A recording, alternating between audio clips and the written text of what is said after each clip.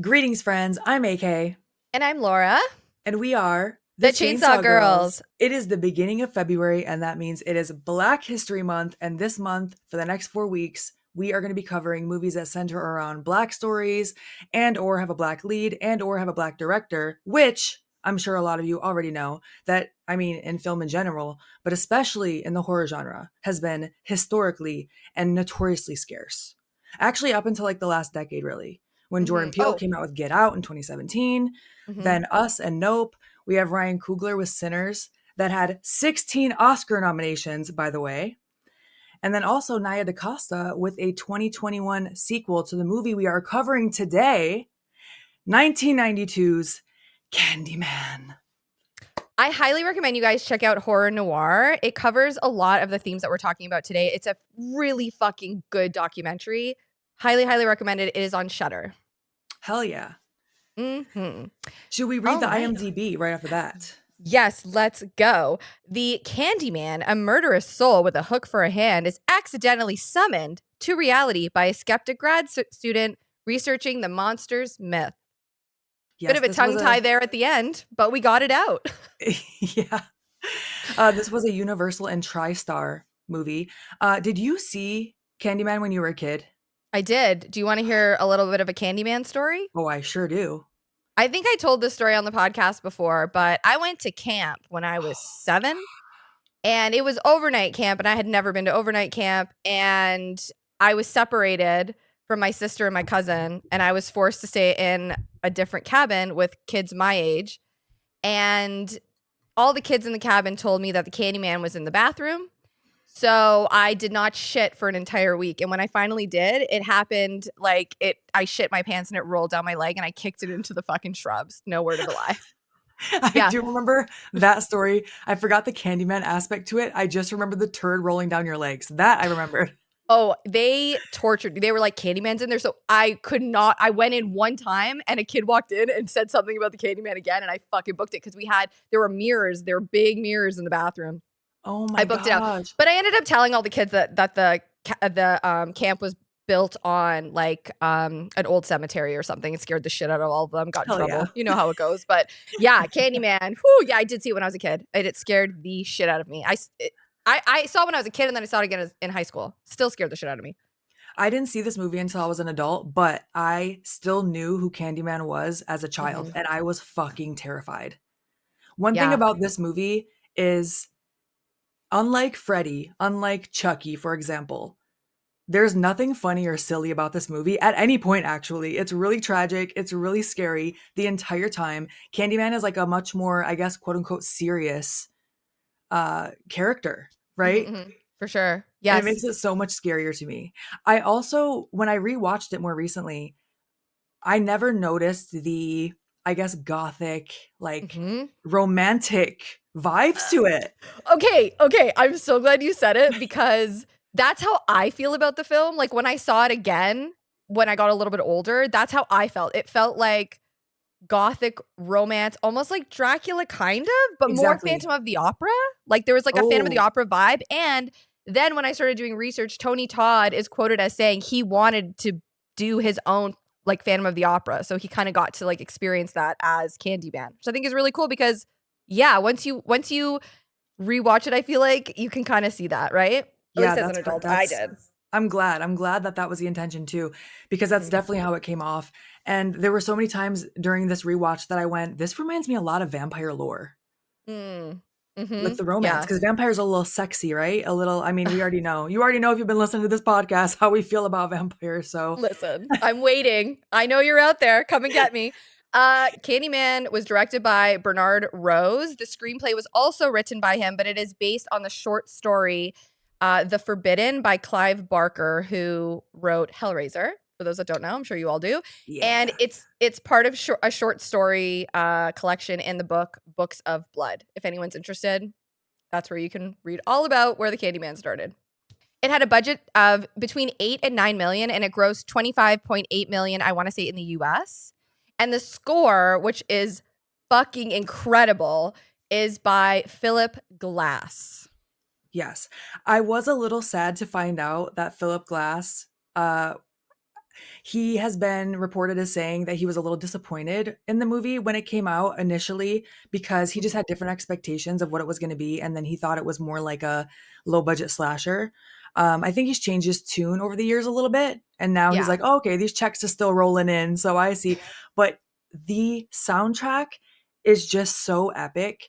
It gives it that gothic, serious feel, and it just goes along with who Candyman is and how he presents himself so well. Oh, yes, because I mean, we can talk about it as we go on, but Yeah. Candyman to me, like, I know this is gonna sound so fucked, but he comes across like such a gentleman. Like, I don't know what it is. He has this like elegance about the way he carries himself. Yes.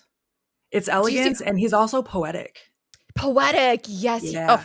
he totally is. I've written down so many of his epic Me lines. too. And I think it's more of the second movie where they actually do say he was a poet. I don't remember if they do say it in this one, but I think it's more in the second one they get into that aspect of it. Yeah, there's a lot of like backstory. And speaking of the second one, there are 4 films in the series. So we have the original Candyman from 1982. We have Candyman Farewell to Flesh. And I just want to say there's apparently a board game based off of the second movie, Farewell to Okay. Flesh. It came out in the mid 90s. You know, I need to find this fucking board game. Yes. Like, it is now a grail item. Like, I have to find you. Where are you? I've never even heard of this. Okay.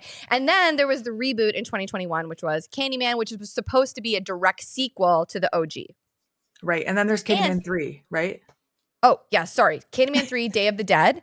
And there was also 2 things. There was going to be a prequel. Bernard Rose originally wanted Farewell to Flesh to be a prequel, showing more of the backstory between Candyman, whose name in the film is actually Daniel, and Helen's love story, but the studios wouldn't go for it. And that's why he switched gears and they did Farewell to Flesh.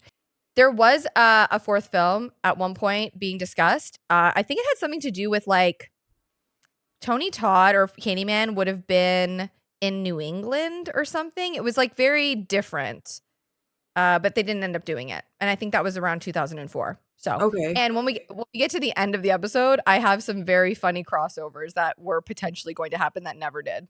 Oh, I can't wait. Mm-hmm. I've never seen the sequels and I really want to watch them now. I was starting to go down so many rabbit holes of the sequels and backstory and so much that I had to actually like rein in it a little bit. I was like, girl, you can't do a 3-hour episode. You have to like focus on the first movie right now.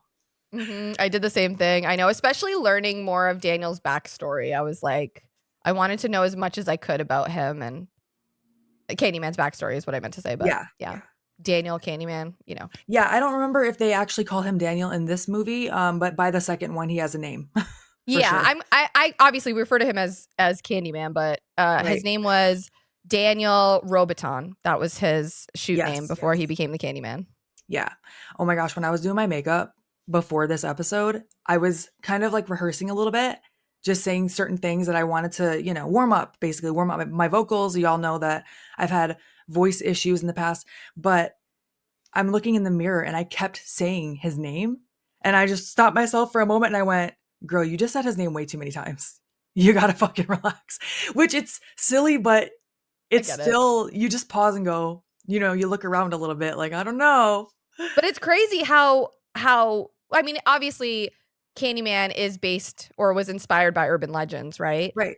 But the fact that it carried on into like the zeitgeist and like people Yeah. still to this day believe in the Candyman on some level because people will not say it in the mirror. They will not. Yeah. I won't. I'm not doing it. I actually watched an interview with Virginia Madsen, who plays Helen, and the interviewer gave her a handheld mirror and she would not say it into the mirror. She said that she's very superstitious and she did it for the movie and she will not do it again. I don't blame her, man, especially what she had to go through. Oh my God. Yeah. Poor Helen. Poor Helen. Yes. So, should we Yeah. dive into the film? Is there anything else you wanted to say before we start? Let's do it. There's a lot of tidbits, but I think we're going to sprinkle them throughout and then talk about some at the end and then talk about some in the Patreon extended. Hell yeah. Let's do it. So we start the movie with this epic overhead shot of Chicago. And this title sequence, while the credits are rolling, was actually groundbreaking in itself. Bernard Rose says, we did that with an incredible new machine called the Skycam, which can shoot up to a 500 millimeter lens with no vibration. This was an article with The Independent, and he said, you've never seen that shot before, at least not done that smoothly. and we're hearing that epic soundtrack, which Oh, sounds it's like a amazing. choir It at this does. point. It really does. It sounds like a symphony. It's beautiful and Yeah. really unsettling at the same time. Yes. Then we see this massive amount of bees, like a close up, and we hear Tony Todd's voice, who plays Candyman, of course. He says, "They will say that I've shed innocent blood. What's blood for, if not for shedding? With my hook for a hand, I'll split you from your groin to your gullet." Which, right off the bat, I was like, holy shit. Yo, that is so dark and straight up terrifying. I will Oh my god. Oh my god, your groin to your gullet? Yeah. Especially because, What a way to scare the fucking shit out of someone. Imagine saying no, that for to a real, guy. Listen here, buddy. that's going to be my new threat on the Right? streets. Me too. But the fact that he starts off with, "They'll say that I've shed innocent blood," I'm thinking he's gonna defend himself, and then he's like, "I will literally split you and up your torso." I'm like, holy shit. Mhm. So then we see this shit ton of bees swarm over the Chicago skyline, and he says, "I came for you." And his voice is deep and it's almost like sultry in a way. It's scary Yes. because of what he's saying. And we're fading into a close-up shot of Virginia Madsen, who plays Helen, smoking a cigarette, and we hear a voice of a girl. I think her name was Monica. She's a student and she's telling Helen the scariest story she's ever heard. And according to her, it's totally true. So, as you already mentioned, a huge theme in this movie is urban legends. And there are so many scenes in this movie that remind me of the movie Urban Legend, which we did cover. Or I guess it would be Mhm. the other way around, like Urban Legend reminding me of Candyman. Mhm. So she starts to tell the story of Claire, who was babysitting for the Johnsons, and then Billy came over. Billy's Oh my played by god. Ted Raimi, by the way. Okay, we need to talk about both of these characters Yes. because so Claire's babysitting, right? She's dating Michael, but she invites Billy over. Yeah. Okay. Billy is Ted Raimi. He shows up in a leather jacket and he is very excited to see her. Okay. He's a But he's bad also boy. he's the cool guy. He's the cool dude, right? She is so excited to tell him about the Candyman. What I find to be so fucking weird about this entire scene is she's explaining the lore of Candyman and she's getting like hornier and hornier as she like explains it. And I'm like, is Candyman influencing her or is she just like horned up and wants to like bang this guy? Like I I couldn't think figure it out that because it was like I literally wrote in my notes, "Bitch, is this foreplay? Like, what are right. you That's what I'm doing?" saying. That's what I'm saying. It She was has her so top off. strange. So she just Yes. has her bra on and I look at it as a way of like when you're flirting with someone, but you're trying to like kind of mess with them a little bit and like tease them Sure. about something like, "Oh, are A you little bit of scared?" banter. It's cute. I guess. But But it was an interesting choice because they ran right up to the bathroom and like she stopped kissing him to tell him the lore of Candyman. like that, like, okay, I love to yap, obviously. Even I wouldn't do that. Even I would be like, this isn't the time, Laura. Keep it inside. Okay. You can tell him after, not before. No, You're you gonna ruin wouldn't. You this. wouldn't Just you wouldn't stop. take your shirt off and then say, by the way, Candyman's hand was sawn off and there was a hook in his bloody stump. By the way, Because here's that's what she everything tells I've him. ever learned about Candyman. Okay. Strap in. Strap Strap in on. and strap on. It's coming. So then she tells him, if Anyways. you say his name 5 times in the mirror, he'll appear behind you, breathing down your neck. Yes, we get the So, lore. We get the yeah. lore. And then Mhm. Billy starts to say it, starts to repeat the name while he's grabbing her boobs, by the way, but stops I at mean, 4. listen, Billy's going, whatever, babe. Whatever, sure, I'll say Whatever you Candyman. say, Whatever babe. you say, babe. And then he stops at 4, and Claire tells him to go downstairs. Okay. The sequence of this is very interesting, but it's an urban legend, right? So this is just how the story is being told. Mhm. And so Billy is waiting on the couch downstairs. For some reason, Claire looks in the mirror and says Candyman the final time while she's turning out the lights. And then from downstairs, we just hear Claire scream, and the ceiling above, I wrote Ted, but Billy looks like it slices open a little bit and blood comes out. That Yeah. reminded me of Nightmare on Elm Street a little bit. Mhm. And so I also thought it was interesting that the same person wouldn't have to say his name 5 times, that it could be another person that adds to it. You know what I mean? Mhm. Mhm. I thought that was Yeah. interesting. It doesn't really come back into play, but I was wondering if that was going to be a rule that you could kind of play with. I wonder if it's because it's being told by like a third person, like cuz kind of it's like Yes, a hearsay, like broken telephone sort of exactly. story.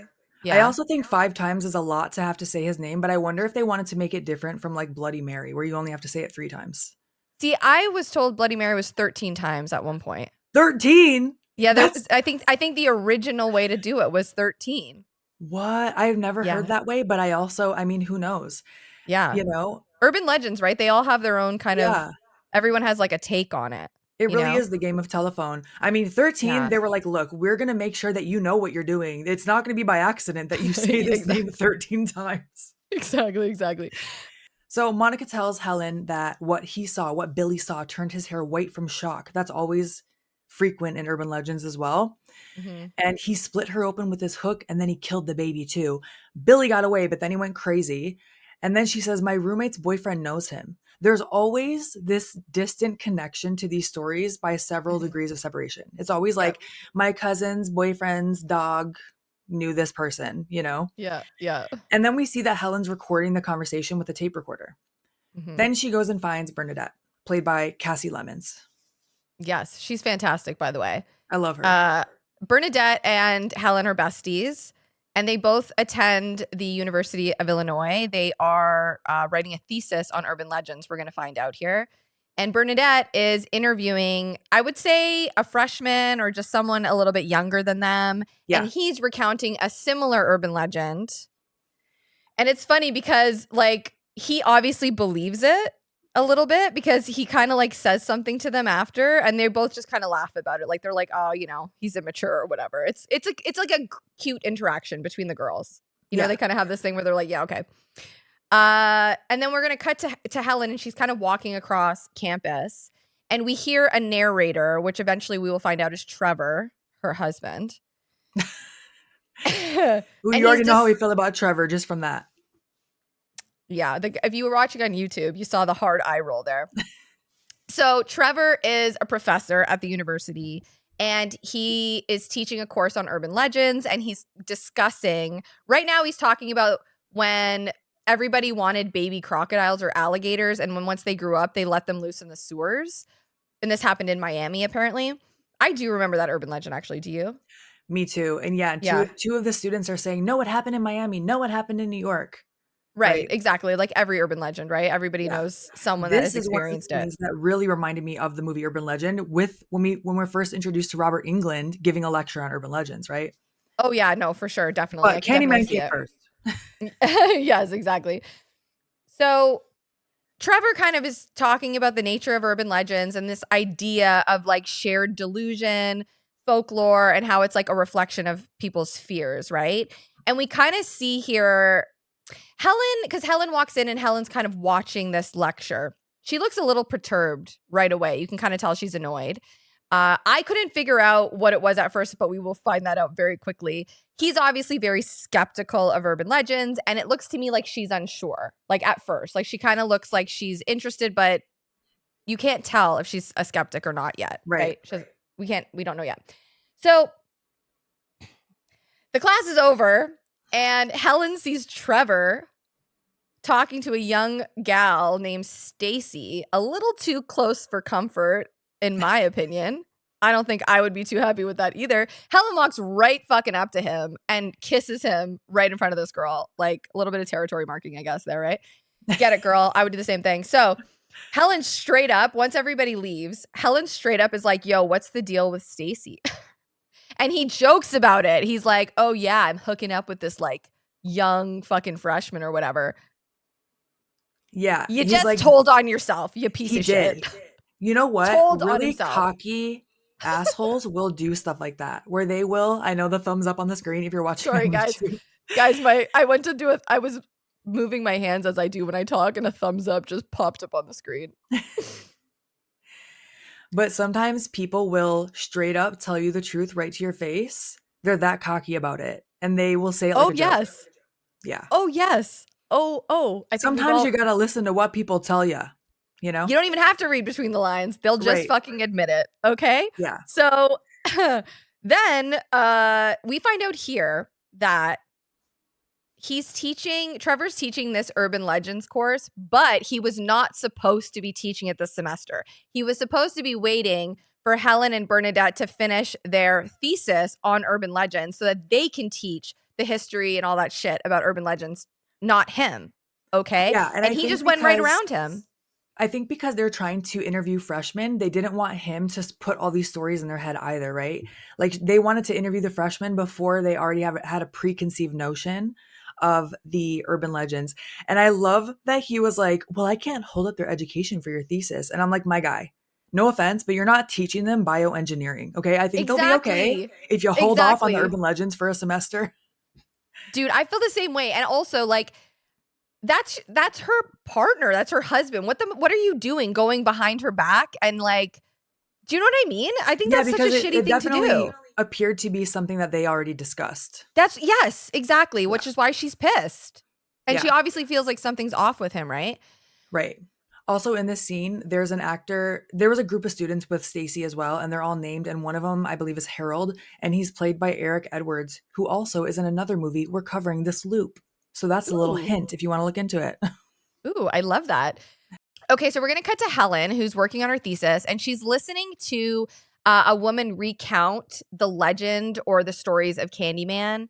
Specifically, we find out here that the Candyman lore specifically takes place in Cabrini Green, which was a real housing development in Chicago Mhm. in the 90s.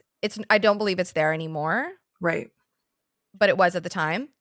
And we're introduced here to Henrietta, who is a custodian. She comes in and she hears the lore happening. Like she hears the recorder or whatever. And she mentions to Helen that she has a friend who lives in Cabrini Green and knows the actual legend of Candyman, that it's like a real thing. We're then introduced to Kitty, who comes in and she's another custodian, and she tells the story of Ruthie Jean. This story is really fucking disturbing. Yeah. And okay, I'm just going to go ahead with it. It's really disturbing. So Mhm. we find out here that Ruthie Jean was living in Cabrini Green, and she was in her apartment and she started hearing this loud banging, and it was really starting to scare her. And she calls the police, and the police don't come to her aid. She calls them again and tries to tell them that someone is coming through the walls.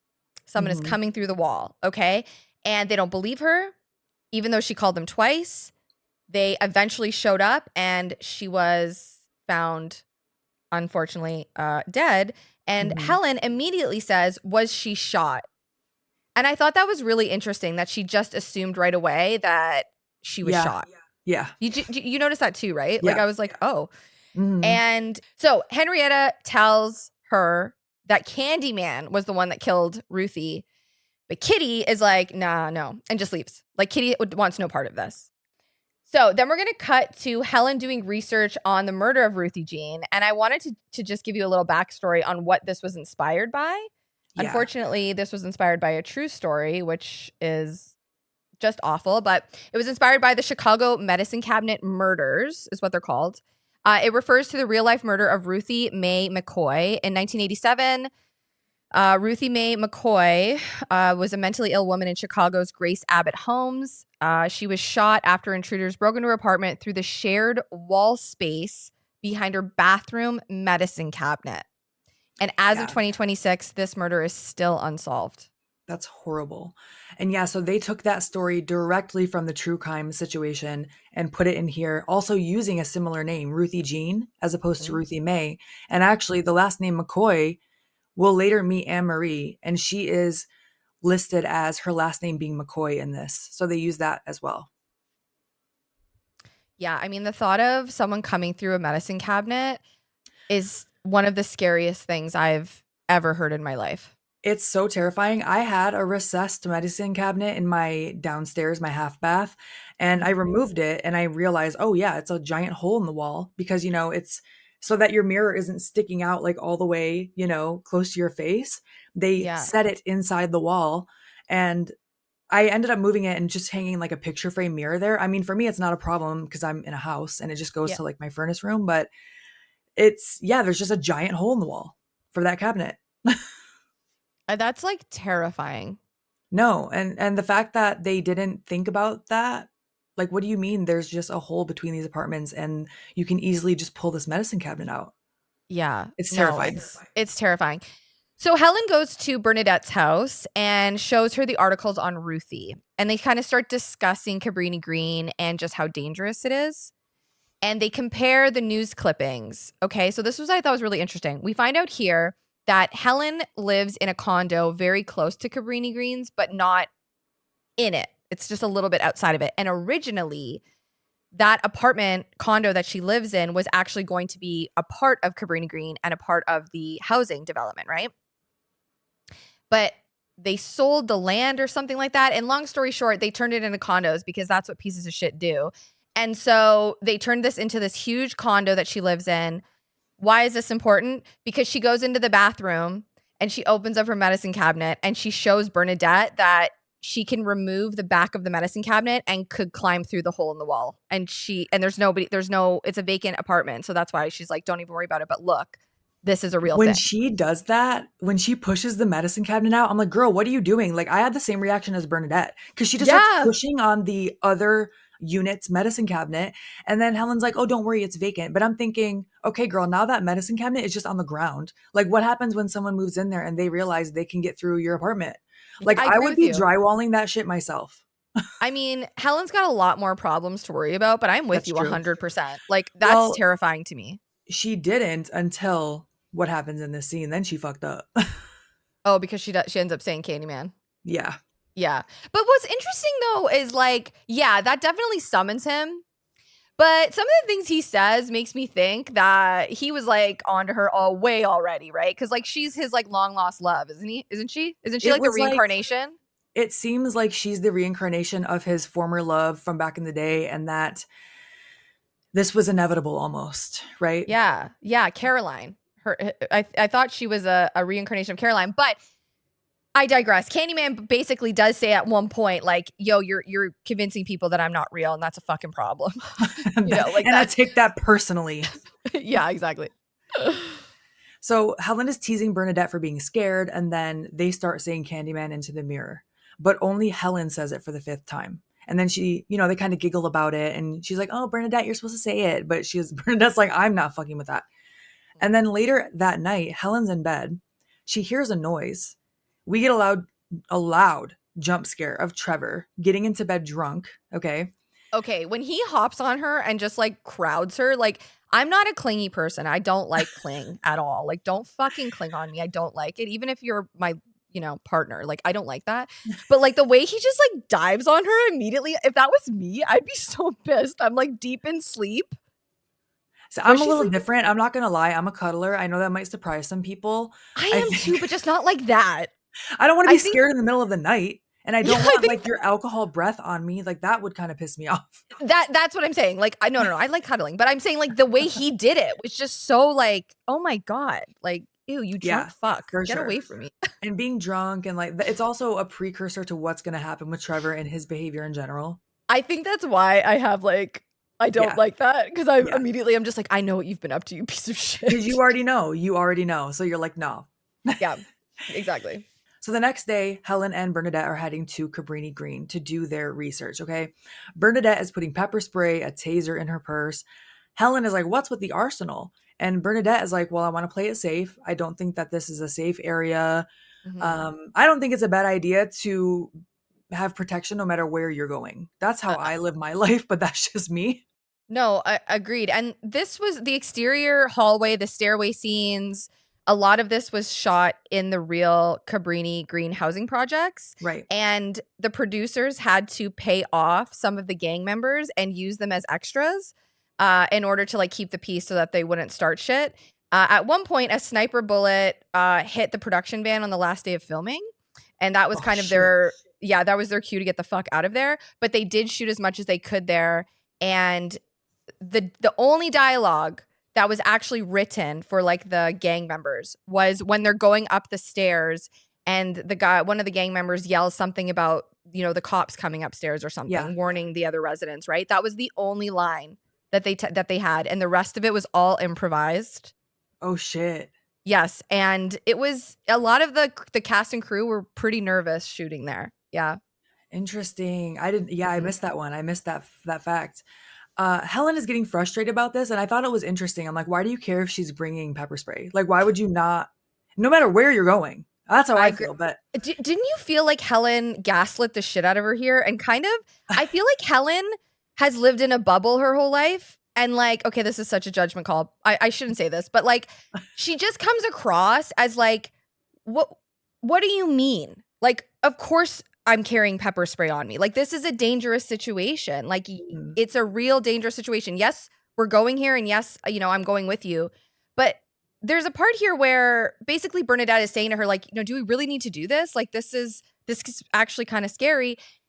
And Helen gaslights her. Like, she's straight up like, yeah. well, do you think the guys would do it? And like, I don't know. I just thought it was kind of because she does it again to Jake later. And I was like, Mhm. girl, what the Oh, fuck are wait you till we get to doing? Jake. I have some thoughts on her talking to Jake. But yeah, with Oh, Bernadette for sorry. sure, Helen gets frustrated and she's like, fine, we'll just turn around. We'll just regurgitate all the same stuff about urban legends. And so she kind of guilt trips her a little bit at least, right?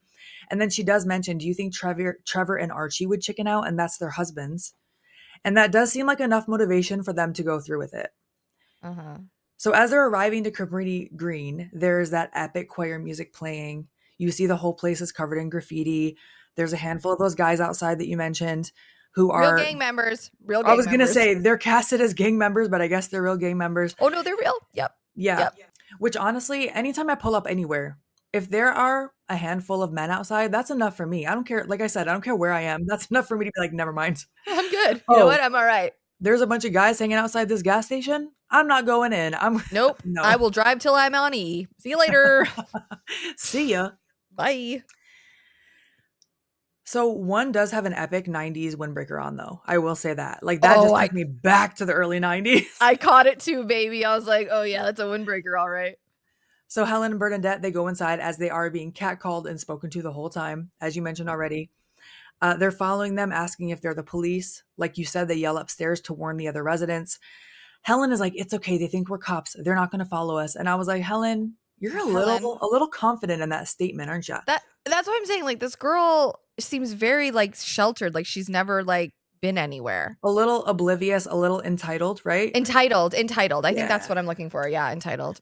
So they get to the fourth floor where there's this huge graffiti across the wall and some of the doors, and it says "Sweets to the Sweet." There's Mhm. actually a 24-minute documentary of the same name. I found it on YouTube about the behind the scenes of Candyman. Mhm. I will tell you there's some upsetting imagery in it. It caught me off guard. I thought we were just going behind the scenes, so I wasn't expecting it. Just a Mhm. heads up, but you can find that on YouTube. Yeah, and "Sweets of the Sweets" is a quote from Hamlet, from Shakespeare's Hamlet. Nice. Mhm. A door opens and a woman, Anne Marie, comes out. Anne Marie McCoy, who I mentioned earlier. She comes out with this large Rottweiler. You get a little jump scare here, Mhm. but she just shuts the door. Helen and Bernadette get into one of the abandoned apartments, allegedly the one that Ruthie Jean died in. Ooh, it's dilapidated, man. It is. Yeah. I mean, the whole place is pretty rough. I'm not gonna lie to you. It's pretty Yeah. rough, but this apartment specifically is even worse Yeah. This one's somehow. completely abandoned. Mhm. We're going to see inside Anne Marie's apartment in a minute, and it looks, I mean, she's living there. It looks nice. Yeah, it looks fine. Yeah. But this one completely abandoned, and it looks like it probably has been since the murder would have happened. Mhm. And Helen goes into the bathroom, and Bernadette is not happy about this. And I was like, Bernadette, like, this is what you came for. You're already inside, you know? Mhm. But Helen goes to the bathroom to find where that recessed cabinet was, and there is a hole there. And Helen's taking a bunch of pictures the whole time. She knows the layout because it's the same as her apartment, right? And Helen wants to crawl through, much to Bernadette's dismay, Couldn't be but me, she goes man. through. Mhm. Bernadette is waiting in the bathroom, which I'd also be a little afraid to wait by myself, but I also wouldn't want to go through there. Yeah, I love also that Bernadette like grabs Helen's jacket and uses it as like a cushion to like Yes. protect like it's like she uses it like a towel to sit on the edge of the gross bathtub. Okay, I'm so glad you noticed what it was because while I was taking my notes, I was like, girl, don't sit on that bathtub. But I saw her set something down. I didn't know what it was exactly. That's Helen's so funny. jacket. Sorry, Helen. That would be me 100%. Oh, Sorry, yeah. AK, but I got to Or I would sit just be standing the whole time. just like waiting, just like when I turned around on the airplane and looked at you and your eyes were just like open staring Yeah. at me. Yes. So Helen is going through now this like dilapidated, it looks like several different units that are just completely abandoned on this section. And Helen crawls through this giant hole in the wall, not just the recessed medicine cabinet, like a huge Mhm. hole. And as she pokes her head through, we see the mural on the other side, and it's Candyman, and the hole is his mouth. It's It's like so eerie. It's like infamous for sure. It's like Oh, this it's so good. giant mural. It's like, oh, it's And so there's cool. something that I love so much in movies when you are seeing something that a character is not. Yes. You're seeing it before Yes. they see it, and you're like, "Oh, shit!" Yeah. Yeah, I love it. Mhm. So she files. We're gonna back that up a little bit. Sorry, yeah. Just files that away. She files. I'm gonna file that away. So Helen finds a pile of candy laid out almost like an offering, it looks like, Yes, and it does. It looks like an offering. Just before she does though, did you notice when she's looking at the mural, there's this moment of like, I don't want to say she looks hypnotized, but she looks pulled in. Like yes, he's for sure, because already like kind of working her, you know? yes, that is, I mean, that's gonna end up being a thing in the movie, so I definitely think that's what's happening here. Like, Mhm. her eyes are locking on the eyes of the mural, right? Yeah, exactly, exactly. Yep. There are also the strawberry candies in this pile that I thought were only replenished by grandmother's candy bowls, and I never knew where they came from. I Did you love those notice those? strawberry I was like, "Oh my candies. gosh, the strawberry ones. Where did I they get still love those?" them. That was the first thing I ever stole from a store once. I stole one of those Okay, what store? candies. Because I don't even know where they sell them.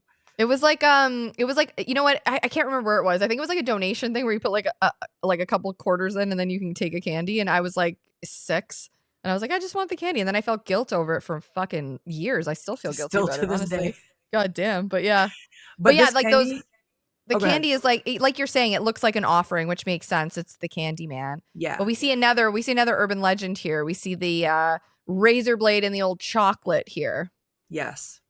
Then Helen jump Fucked. scares Bernadette. This actually got me too. Their Mhm. jump scares in this movie were good, I thought. Mhm. They Mhm. were really effective with the sound. So we're seeing Bernadette sitting in that bathroom, and then all of a sudden Helen just pops her head out and she's like, "Bernadette!" And it actually made me jump a little bit.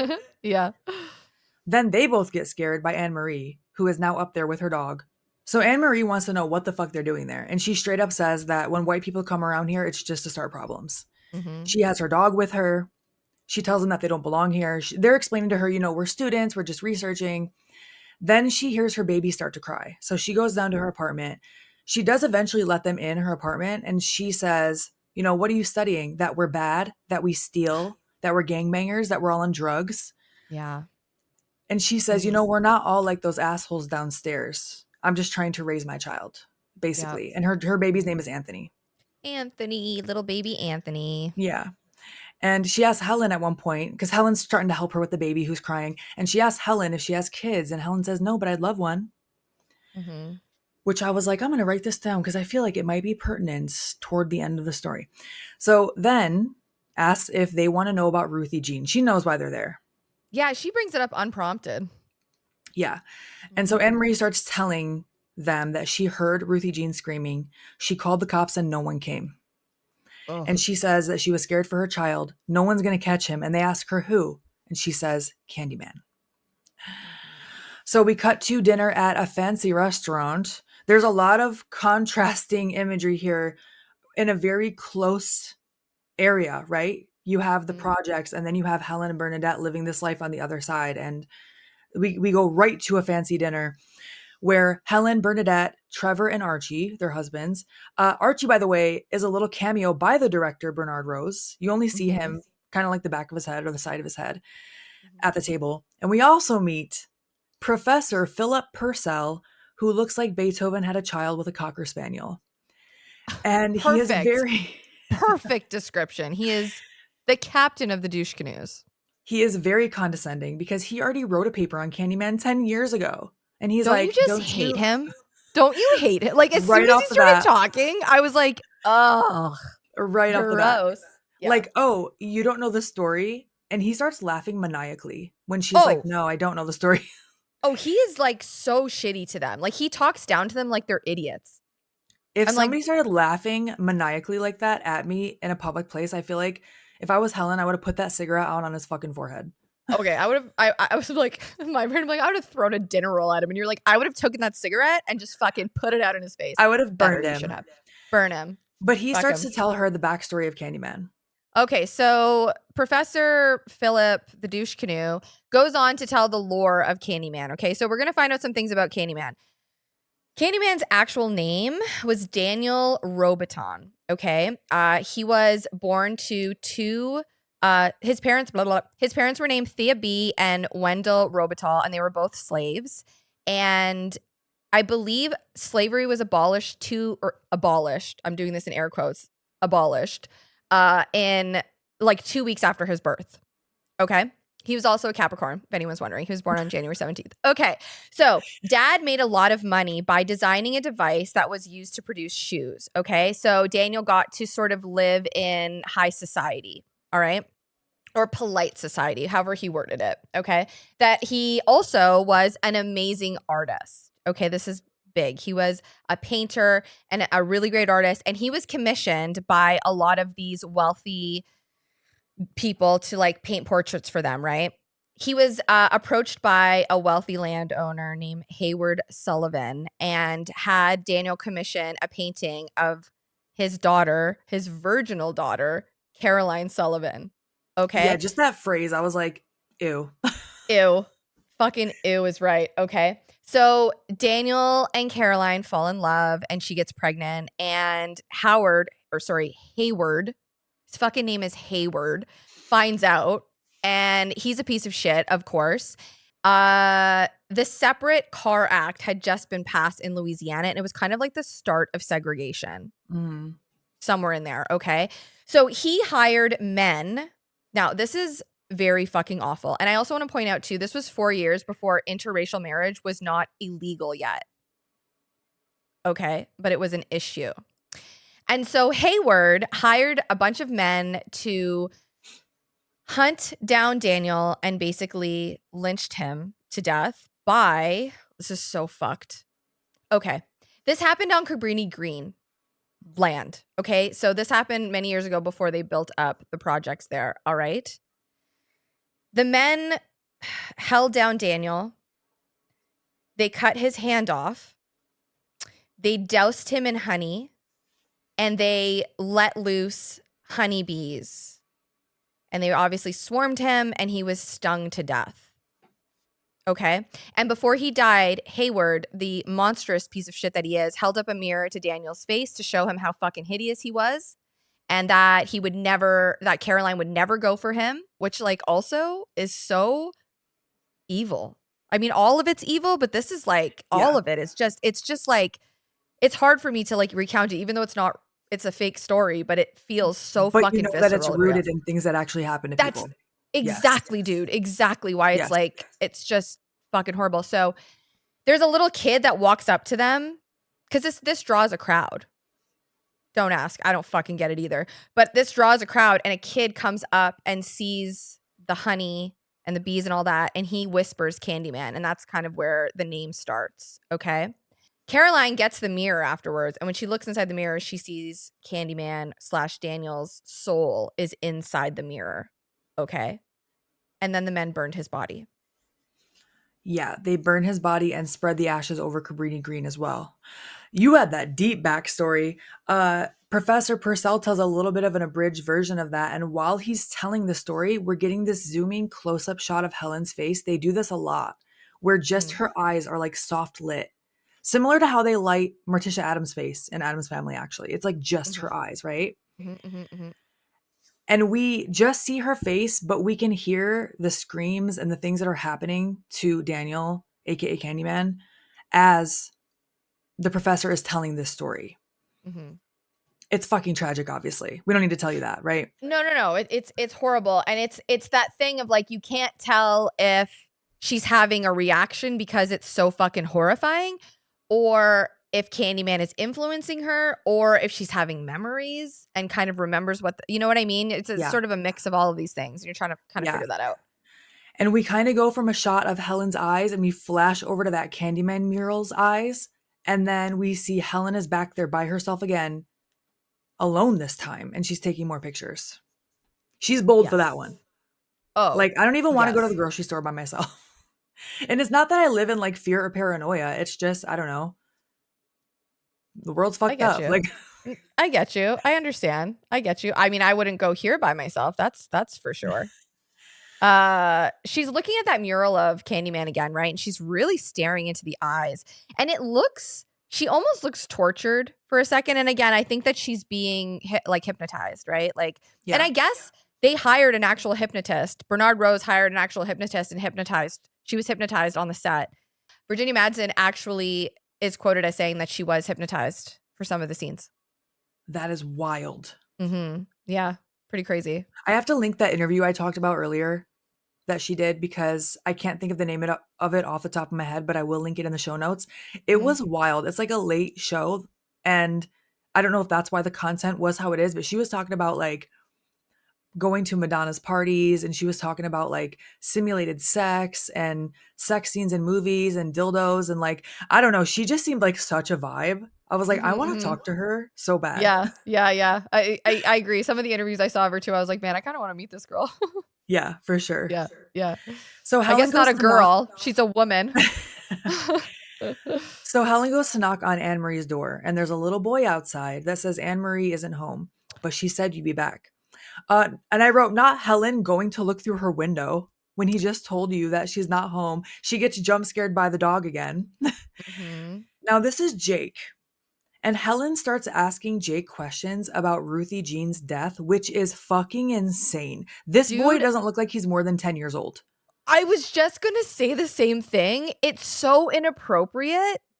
And she even here, she starts questioning him and he straight up tells her, I can't fucking tell you anything because then something's going to happen to me. And she swears to him that she won't tell anyone that this is a secret, that his secret is safe with her. And she's like, don't worry, I'm not an investigator. I'm not a cop. Exactly, bitch. So why are you asking him about a murder? And this is not he you know what really pissed me off about the whole fucking scene is like he has real things to be scared of, bitch. Like what you Yeah. know what I mean? Like I Oh, just yeah. there were things about Helen that were just frustrating me because I Yeah. was like, this little boy is clearly telling you, yo, I can't tell you stuff. Something's gonna happen to me. She doesn't care. She wants the story. She's going for the Yeah. story. Whether the things that might happen to him are real life or this Candyman figure. And also just talking to a child about a murder, I don't know, it's just crazy. It all just seemed weird to me. It was very weird, and she's straight up manipulating this child for a thesis paper. She's like, I guess, if you don't have to tell me, you can just show me unless you're scared. Yes, dude. I went, girl, what are you doing? But when she says that, he doesn't even say anything. He just gets up and leads her to these standalone bathrooms. Like she definitely struck a chord in him. Like because he told her, I'm not afraid of anything. I'm not afraid of anyone. Yes. And he says to her, because she says, well, I'm not scared of anything. And he says something to the effect of like, well, you should be scared here. Like, it's a bit weird that you're not scared here. And she's just, she's like, whatever, take me to Candyman. Meh. Like, it's just like, And so they walk past this giant pile of wood, and he mentions that they're getting ready for a bonfire that will come into play later. It is okay, a this is not a, giant dude, this isn't wood. This is a pile of like debris, wooden garbage, items like like, chairs, furniture. yeah, Yeah. like it looks like everybody just took all their old Facebook marketplace shit and just threw it in a pile. So Jake takes her to these standalone bathrooms and tells her that a boy got killed there. He says Oh, this that the story mom, is crazy, dude. it This is story is fucked. it is so Sorry. crazy. He says that the mom was in a store across the street and then heard her little boy screaming across over here in these bathrooms. Yeah, This because big, the kid was being annoying or something, and so yeah, she's like, "Yeah, go play across the." You know what I mean? She didn't just like leave right, him. She was like, "Yeah, go play." right. Like, get out of here. You're huffing and puffing. Yeah. So here's these screams. Jake says this big tough guy went over there to check it out. He comes out shaking and screaming, and his hair turned white. There we go again with the hair turning white. Helen asks if this boy was murdered, and Jake says worse. He was lying in a pool of his own blood, holding himself. And then he says, they found it floating in the toilet. Can't fix that. Better off dead. Holy fucking shit. This was a story that Clive Barker's grandmother told him. He talks about this in the documentary Sweets to the Sweet. According to him, when he was 4 years old, his grandmother told him that he has to be careful in public toilets because there are strange men going around and cutting the genitals off of little boys. That explains a lot when I think about Clive Barker writing Hellraiser. This man wrote Hellraiser and the story that inspired Candyman. That is wild. That's Crazy. beyond wild. Yeah, that's fucked. And Jake, tells Helen that Candyman did this. Mm-hmm. So she tells Jake to wait here for her as she goes into the bathroom. It smells horrible in there, okay? She's gagging. Sweets to the Sweet is also written on the walls in the stalls. It looks like it's written in shit. Okay, it's supposed to look like it's written in shit. It's Okay. actually, they used crushed up Nilla cookies, like Nilla wafer cookies, to Oh, I make it love look all those. like, and then they like painted it. Yeah, me too. They're so good. Have you ever had it with like banana pudding or like butterscotch Oh, pudding? So yes. good. Anyways, they used Nilla. Oh, I miss Nyla. Nilla cookies all like crushed up and then they like painted them and stuck them to the wall, and that's why it looks all gross and chunky. But it looks like the way she's selling the smell in there, I could smell it. Like Yeah. Because she's it's gagging. disgusting. Yeah, she's gagging. There's like the toilets look gnarly. There's like shit everywhere. I mean, at one point she lifts up a toilet and it's filled with bees. Yes. And they used a couple of times throughout the film, they do this. I'll go into the bees later, but I just want to say really quickly here, they used the pheromones of the queen bee inside the toilet. And then they put all the bees in there and they put Vaseline in certain areas so the bees couldn't get out. And then when they took the bees out, they used this really gentle, I don't know, that's what they say, vacuum to take the bees out of the A toilet. gentle vacuum. Well, I guess there were I don't know if it's SPCA or some kind of animal rights organization was on set to ensure that the safety of the bees, and they had That's good. a bee handler and all that shit. Yeah. I did a lot of research on the bees. I'm not gonna lie. We'll get to it later, I but imagined you would, for sure. But yes, Helen is going through and opening the stalls one by one. When she gets to that toilet that has the bees in it, there's like an arrow in shit on the wall pointing down. And that's why she goes to open it. And she freaks out. Outside, we see a person approach Jake from behind. We just see his shoes and like a long coat. Okay. Jake turns to him and says, Candyman, but we can't see who he is yet. And then from inside the bathroom, the man walks in. Helen turns around. We see that he's in a black leather jacket and he's holding a hook, like a manual hook, similar to I Know What You Did Last Summer. yeah. Three more men walk in with him. And she's trying to explain to them, like, oh, I'll just get out of here, you know? And then one grabs her and she's like, I'm just a student. I'm not a cop. People will be looking for me, that whole spiel. And he says, we hear you're looking for Candyman, bitch. And then hits her upside the head with what looks like the base of the hook. Mm-hmm. This gang leader is played by Terrence Riggins, who was also in Return of the Living Dead 2, which we have not covered yet, but we did cover the first one last month. Sure did. So Jake goes in, he finds Helen on the ground bleeding, and then we cut to a police lineup of a bunch of men stepping forward and saying, we hear you're looking for Candyman, bitch. Yeah. Helen Oh, has and a huge black eye. that Like, prosthetic looks wild. yes, it looks Yeah, so good. it looks really good. Yeah. She does identify number 5 correctly. And Mm-hmm. then we meet Detective Frank Valento, who's telling her that she's very lucky to be alive. And she asks, how did they find him? And he says they locked the whole place down and they swept all the floors. Okay. Mm-hmm. Mm-hmm. Helen asks if he's the one that killed Ruthie Jean. And the detective says, oh, no question. And he killed that kid too, talking about, I'm assuming, the one that Jake was telling the story about. And he says that this gang member ran the overlords, is what he called them. Mm-hmm. And then he says the only reason we didn't bring them in here before is because we couldn't find anyone to testify, whether that be because no one saw or because no one wanted to talk, right? Mm-hmm. And then Helen asks, what about the little boy Jake? And he says, we don't need him. We have you. And so Jake is actually waiting in the hall for her. And Like he Helen has no thanks him. protection. He has no Yeah. protection. What the fuck? Okay. Yeah. Like where are his parents? No, who was looking out for him? No one, not even Helen. Yeah, that's what I'm saying. Yeah. Exactly. And Helen thanks him for saving her life, but he's pissed. He wants to go home and he says, you told me this was going to be our secret. You lied. Mm-hmm. And now he says, Candyman's going to get me. The fuck? He doesn't say the fuck. That's me. Yeah. And Helen tells him, look, Candyman isn't real. Okay. He's just a monster. He's a story. He's just like Dracula. A bad man took his name to scare us. So Helen is believing, okay, this was the gang member calling himself Candyman. He had a hook. He killed all these people. Jake actually seems to believe this. He's like, Candyman isn't real. Kind of similar to like a kid finding out Santa isn't real for the first time. Like, what? Yeah. We cut to the apartment. Trevor is just getting home. He seems a little suspicious in his leather jacket to me for some reason right off the bat. Before I even knew what was going on, He I also think they're comes just doing a across good job foreshadowing. he's also very ungrateful. Like Helen she's like in a good mood. She's excited to make him dinner. She's like excited to see him and he comes in and it's like he's looking at dinner and he's looking at her like I mean, I guess I'll sit here and eat it. Yeah. Oh no, I didn't eat yet. It's fine.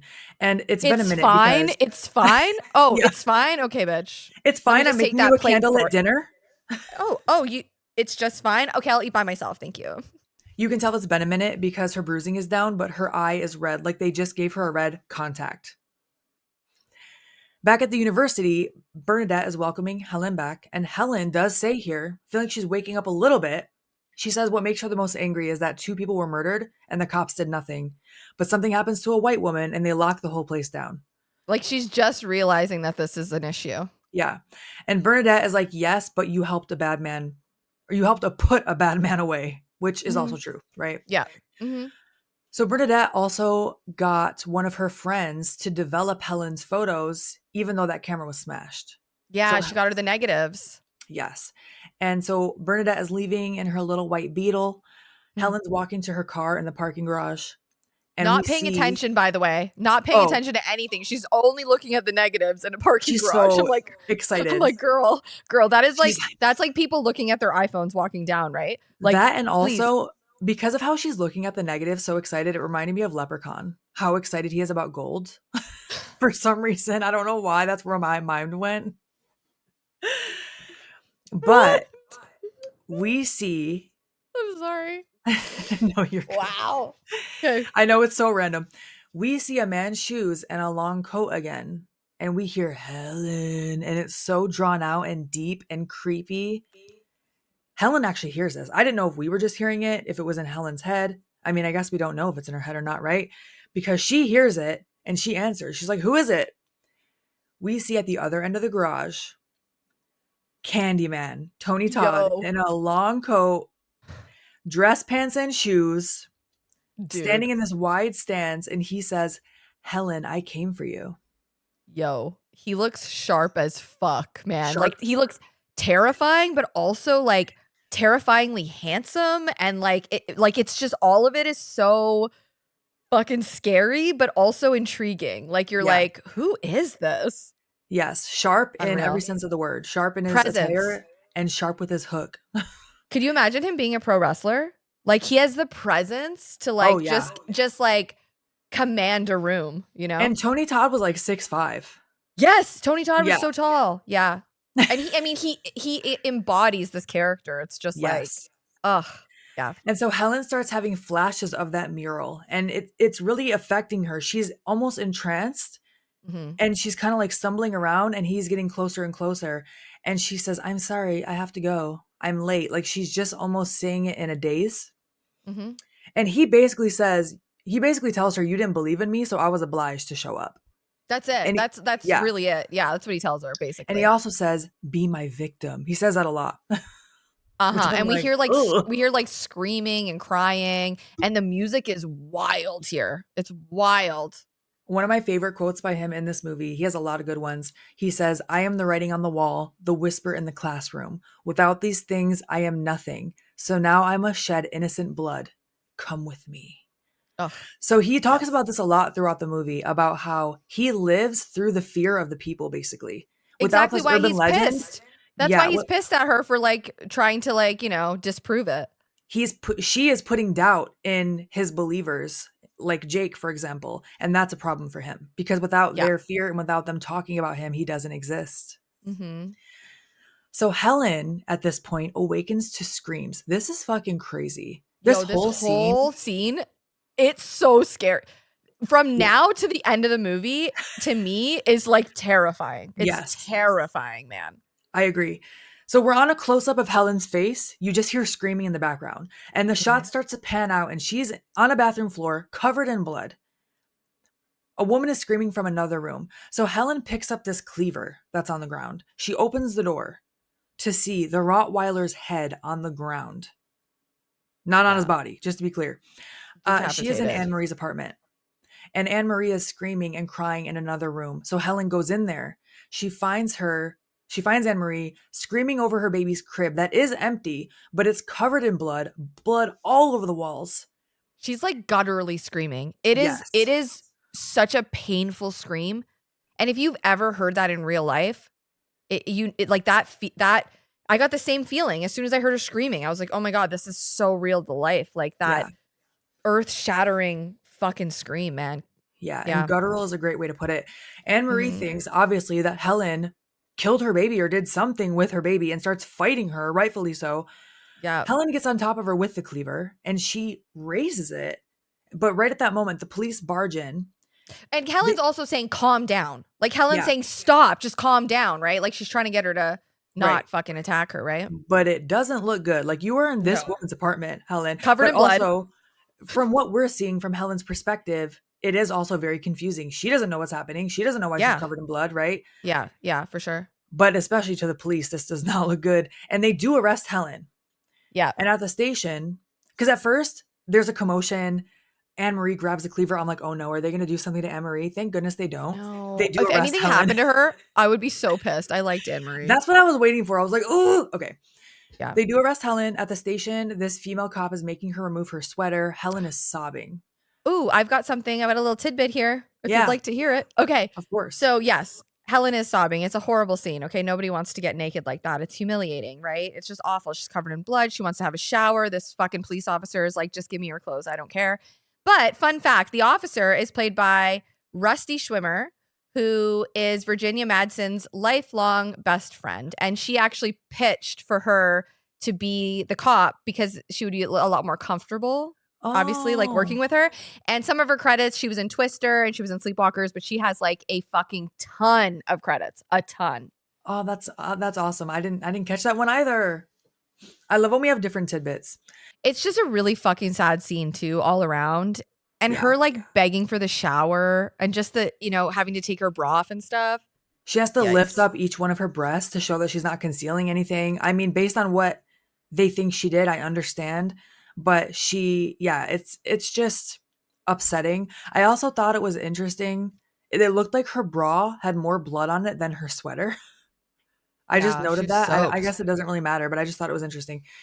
So Helen is asking to speak to Detective Valento, and the police officer does not care. She's like, just give me your underwear. You have to get naked. So now we cut to Helen after her shower, and Detective Valento is telling her she's under arrest. And she's trying to explain, but they do not want to hear it. They're not taking it easy on her either. Like he's slamming on the desk, like, what did you do with the baby? So they think that the baby is either dead or she's hiding it somewhere, but that she did something to the baby. He starts detailing what happened, which is basically what we just saw. And she genuinely doesn't know, but it just looks really bad for her, right? Yeah, it And she does not wants look to make good. a phone call. So she calls home and the answering machine picks up and she leaves a message that, it takes too long. The cop hangs up, says that's enough. And Helen asks what time it is. And she says 3 a.m. Why isn't Trevor picking up the phone at 3 a.m.? Why is he not home? Great question. Great question. We'll Where are find you, out. Trevor? So Helen has a vision of some sort where she sees the baby and it looks Mhm. like he's in that abandoned area at Cabrini Green in some type of lair, if you will. That's what I kept calling it.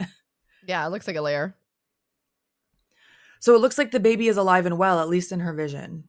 Mhm. He's just chilling somewhere and they don't know where he is. So we cut to Trevor getting to the jail to bail her out. The press is already literally pressed against the windows. Everyone wants a comment. Plus, you have angry citizens there because they think she did something to this baby. Yeah. And then at the apartment, Helen and Trevor are sitting with their lawyer watching the news. A reporter is saying they believe all the blood found was possibly just from the dog, so the baby may still be alive. They also Mhm. don't name Helen, which I Mhm. thought was interesting. Yeah, and they even point that out. Even the Yeah. attorney and Trevor, they point that out. Like, you haven't been named, so And I don't and know if it's then because she wasn't officially charged yet. That is sometimes why they won't name someone. I didn't know if it was that or because she's white. yeah, I couldn't figure that out either. I was wondering if maybe it's a little bit of both. Yeah. She tries to recount what happened, but she tells the attorney, like, I blacked out and I woke up and I was in her apartment and there was blood everywhere. I wrote And yikes because telling like, him you blacked out, that does not sound good either. okay, this whole series of events where things are happening to her and no one's believing her is one of my biggest fears ever. Like, when Yeah. something fucked up is happening and no one is believing you and then And you there get really is committed. there Oh, really is some conspiracy against you. In this case, it's dude. supernatural.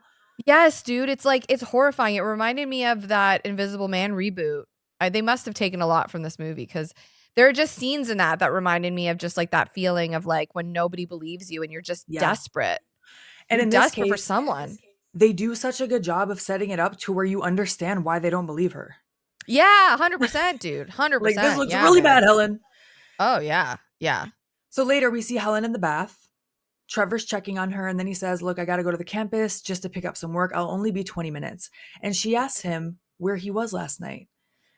He says he was home. He was just fast asleep, which I guess is the best excuse. Maybe he didn't hear the phone. I don't know.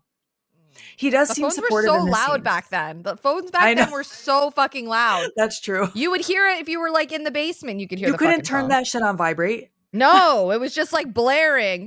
Like Yeah. it was so loud, you know? He Lies, does. liar. Yeah. He does seem supportive here. He's like, we're Uh-huh. going to get through this. And he leaves. Okay. I thought something was going to happen to her in the bathtub. It didn't, though. So Mhm. later, Helen is cracking a cold one. She's lighting a cigarette at the kitchen table. This girl needs a drink. Okay. Not my drink of choice, but no judgment. I would need something a little Mhm. stronger at this point. Oh, what did she grab? A Bud Light or something? Yeah. It's like a Budweiser. Spark me up a fatty, man. There's no like that. This Budweiser ain't gonna solve my problems. Roll a fatty for this pimp daddy. So she remembers that the photos, those negatives, and she's excited. She puts them in the slideshow in the projector. Okay. She starts going through Mhm. them. She stops on one of the Candyman mural, has one of those like, little weird moments. Then she keeps going. And then she stops on a photo where she's taking a picture in a reflection. So it's like of her taking the photo. She zooms in and sees something behind her. And then she focuses the projector and it's fucking Candyman. But I thought it was interesting here that Mhm. she seems more confused and almost paranoid about this. Like it wasn't this big revelation where they focus it and it's like dun dun dun. Like there was no music. Mhm. Almost like I wonder if she doesn't even believe it yet. Or maybe And thinks she's going crazy. yeah, I think she's confused by the whole thing. I Yeah. think yeah, I think she's just unsure of what the fuck is going on. Yeah. But she's trying to prove that he's real. I just think her brain is scrambled eggs because he's inside of it, you know? Yeah. So she Right? slowly goes to her bathroom cabinet. This scene lingers. There's just a lot of silence. She has the cabinet Yeah. open. And then Candyman's hook comes bursting through the medicine cabinet. That actually made me Crazy. jump too. I did 'Cause too. it I did takes so too. long. Yeah. She runs into the hallway. He's there saying, "Believe in me, be my victim." Then she runs back in the apartment. He's already in there too. He tells her, "I have the child. Allow me to take you or he will die in your place." Like, He damn, this has man so knows much how to. confidence. He has so much confidence. Like Oh, he yeah. is a man that like he is not I don't know how to describe his presence. I know I keep bringing it up, but it's just like Tony Todd it just has this incredible way of like you really believe that he is the Candyman. And he looks Yes. at Helen. He doesn't look at her like I don't know how to describe it. It's like it doesn't look psychotic. It doesn't look it just looks like he knows what he wants Yeah. and he's just confident and he's going to take it. And there's no one that can stop him and like yeah, he just plays it so well. It's He's just so confident that it's convincing. inevitable. He Yes, knows he that's knows the it. result already. It's just a matter of how long it's gonna take her to go along Dude, with it. dude, the fact that he can just like show all that in the way that he, Yeah. I just think is he's amazing. Okay. And think about it. A lot of times we talk about how with the horror villains, the horror icons, Yeah. they either talk and they're funny and they're witty and they're like a little punchy, or they Yeah. don't talk and they're the ones that look more menacing, like Jason or Michael, for example. But Right. here you have one who has, I think, is taken seriously as being actually scary, Mhm. but he still talks and has charisma, He but does, but isn't a it joke. He's not silly. He's not yeah, campy. exactly, which makes him even scarier because Yes. he's there isn't a sense of entertainment with him. Yeah. It seems very like he just knows what's going to happen. He wants it to happen and it's Yeah. just going to happen, and Which that's is it. And he's terrifying. not, and like, he kind of does though. Like he's like a cat and mouse, eh? Like he loves to play these like little fucking games and shit, Yeah. which is kind of like Freddy. Freddy likes to play games too. Yeah. Freddy's definitely more silly with it Oh over yeah. the franchise, Yeah, but for sure. yeah, for sure. So Candyman just has like richness to him, I think is like Mhm. what's different, It's like It's the gothic feel elegance and the eloquence for me. for sure. Yeah. He tells Helen, "Your disbelief disrupted my congregation. Without them, I am nothing." And then he also says, "Your death will be a tale to frighten children. Come with me and be immortal," To make which is kind of lovers cling romantic. closer. Dude, dude, to make lovers cling closer in their rapture. Excuse I me? know. I was like, what the hell? No, but when he says come with me and be immortal, like, okay, twist my arm. Okay. I don't know. It sounds a little intriguing. I And he mean, starts to forever? he starts to drag his hook on her neck, drawing blood. And at that moment, Bernadette is ringing the doorbell. She has flowers, so she's coming to check on Helen and see if she's okay Such a after good everything that's friend. happened. And Such a good Helen is friend. trying to tell her to run, but she's only able to whisper at this moment. And Mhm. finally, she's yelling for her to go, leave, right? Bernadette is able to get into the apartment. She stares at Candyman in fear. He is looking at her so psychotic. It is so terrifying. Like his eyes are wide and she's shaking in fear. Then we And he just hear looks so Bernadette scream, satisfied, dude. Does he not look satisfied? Like he looks like, oh, like, great, "Oh, another this is what I victim. want right now." Yeah. Yeah, perfect. Come on in. And then Bernadette screams, and we just hear the sounds of Candyman killing her and flashes of his lair. And it's so unsettling, even though it's off screen. The sounds he's making. Oh my Yeah. God. Sometimes I feel like that's worse because I think your Yikes. imagination is going to picture worse things than what they can even show you on screen, right? Oh yeah. So then we see Trevor at that moment walk back into the apartment. Helen is on the floor once again. She has blood on her and she's holding a large knife. Yikes. Not looking good. No. Mm-mm. Cut to Helen being sedated. I thought this was in the hospital at first, but it's not. She's still in her apartment. Oh, Trevor, oh, go ahead. oh, and dude, like when they cut to Bernadette's body, Oh, uh, it's, it's burned oh, into my brain, man. yes. It is burned in there. The Like, practical effect they did with Bernadette's dude, body is dude, gnarly. wild. Yeah. But Helen wakes up. She's being sedated, but she's not quite sedated yet. She's Mhm. handcuffed. She's in her bed. Trevor Yeah. is smoking a cigarette, head in his hands, stressed the fuck out. Hmm.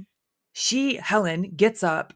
There's a cop nearby, but she kind of jumps out of bed, runs into the living room, and sees Bernadette on the floor, gutted. The photo negatives all over her body. And Helen is just sort of out of it at this point, and she I just seems imagine that to is, I imagine that that's you. Like, you know don't what I imagine mean? Like, that. no, but I'm just saying, like, the way that the scene plays out, like, Yeah, it's just so heartbreaking. And I yeah. don't know. When I saw Bernadette lying there, I was like, oh my God, imagine this was fucking AK or something. Like, I And couldn't she's even like function. almost grayish bluish in the face at this point. Yeah. Oh, yeah. Oh, okay. And so Helen does succumb to the sedation at this point. Now we see her being transported in a police car.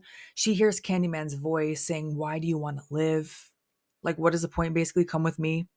He tells Hmm. her how sweet it is to live in other people's dreams, but not to have to be, like, as in exist. I was like, Yeah, he tells her he exists within rumors. yeah. Hmm. She sees a vision of the baby again. She prays to not let him kill the baby. Now we're at the hospital. Helen's hands are zip tied and she's being separated from Trevor and transported on a gurney. She ends up getting put in a room, tied to a bed. She's still covered in blood. She still has those clothes on and like dress flats. I said to myself, actually, in my notes, it said they didn't even change her out of her blood soaked clothing and they're Yeah. strapping her down to the bed overnight. Like, Yeah. at least put some scrubs on her or something. Right. She yells that, you can't leave me here. I can't defend myself. And then she sees Candyman floating over her. And he says, "Allow me at least a kiss. Just one exquisite kiss." She starts freaking out, of course. And so they have to run in and sedate her again. Hmm. Now we're seeing Candyman's lair. We cut to a shot of Candyman's lair. The baby is there. He's Oh just yeah, chilling. and she's like freaking out and telling the orderly, not the orderlies, the nurses. They're nurses, right? Either one. The staff, the hospital staff, that he's under the bed. She's Yeah. freaking out and she's like, he's under the bed. He's under the bed. He's in here. He's in here. She's losing it. And I'm only bringing that up because we're going to see from another POV in a few minutes here. Yes.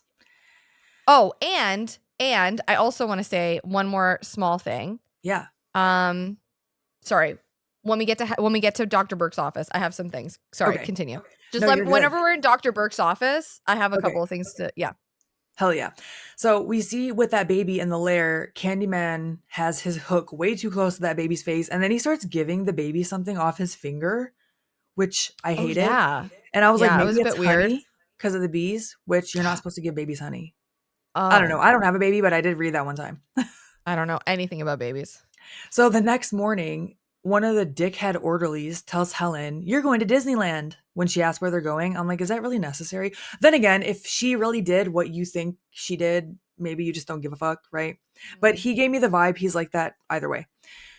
So now Helen is in Dr. Burke's office. I hate this guy, first of all. I think I hate all of these guys. But anyway, so we're in the Dr. Burke's office, okay? And Helen looks pretty annoyed. She wants to speak to her husband, and she does ask Dr. Burke if she's been committed. Dr. Burke's not really saying anything. He's just staring and observing and making little notes on his book, and she kind of is like looking at him as if this entire situation is fucking stupid. Like, why is she in here? Like, she didn't do anything, right?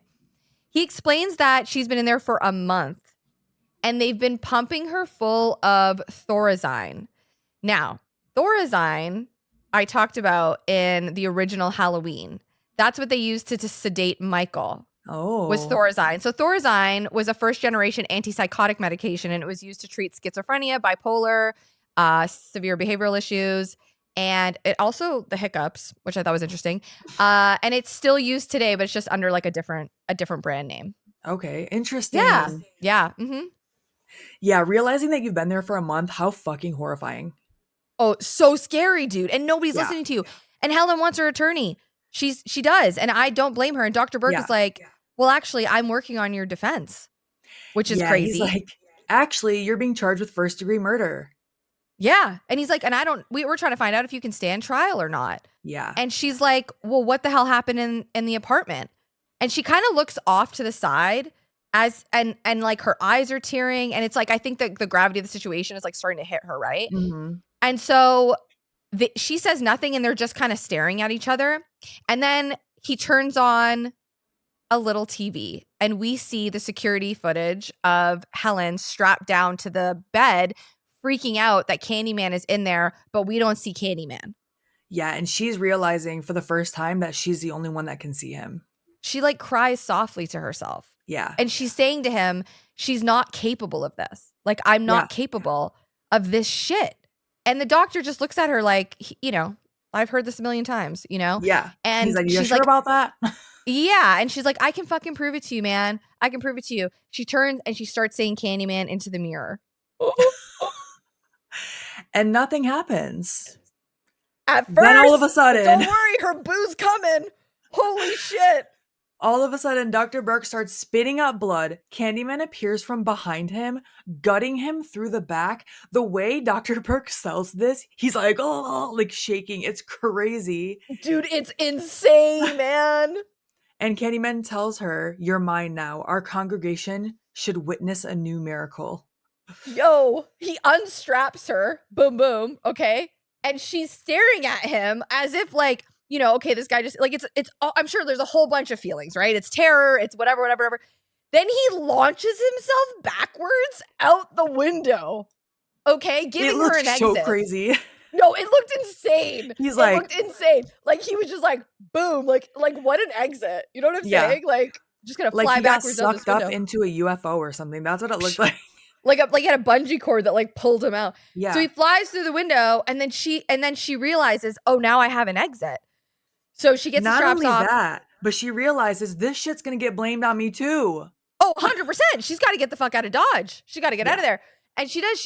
She gets out the window and she's walking across the ledges of the building, right? And she gets to another window and a nurse sees her. And the nurse is kind of like, oh shit, And she goes to open it. I just saw that thumbs up. She goes to open it. Helen like pounces on her, Yeah. knocks this nurse out, right? Yeah. And then Which she I thought takes was so funny because I guess, yeah, what else are you gonna do? Just leave her on the ledge? But she just opened the window so quickly, like, She I don't know. did. She I was like, thought the yeah, same come on thing. in. No worries.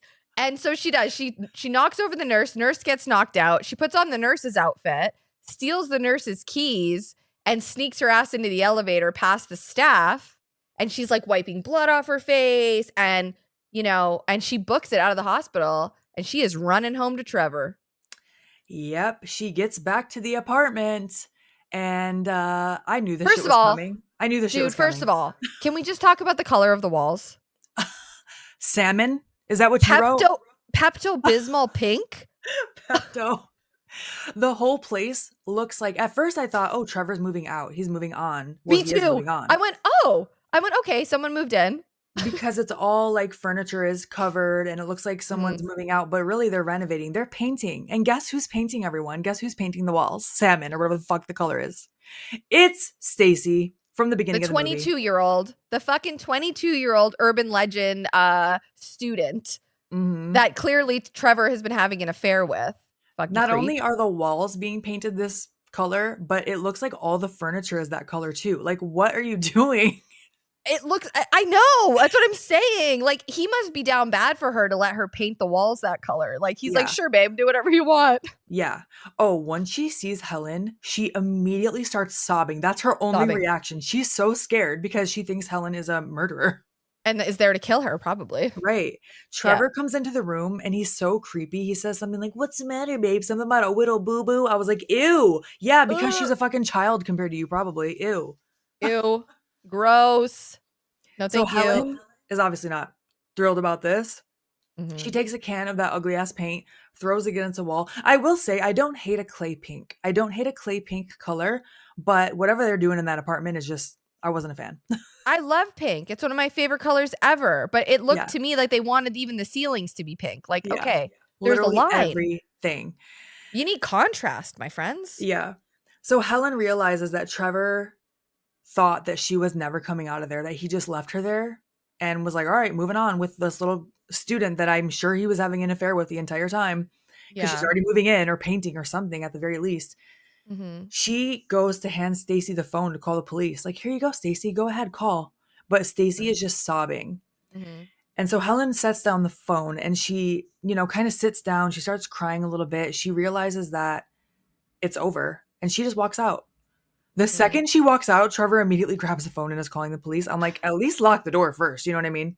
Okay, but also this scene was really heartbreaking Yeah. because she's sobbing, she's silently sobbing, she's coming to terms with the fact that she's totally fucked, and she looks at Trevor and she says, um, like, "I'm not a murderer, and Yeah. you're all I have left. Yeah. You're all I have left." Can you Yeah. fucking imagine? The ordeal you're going through. You think you're gonna go home to your partner, and he's completely abandoned you. Yeah. She's Horrible. alone.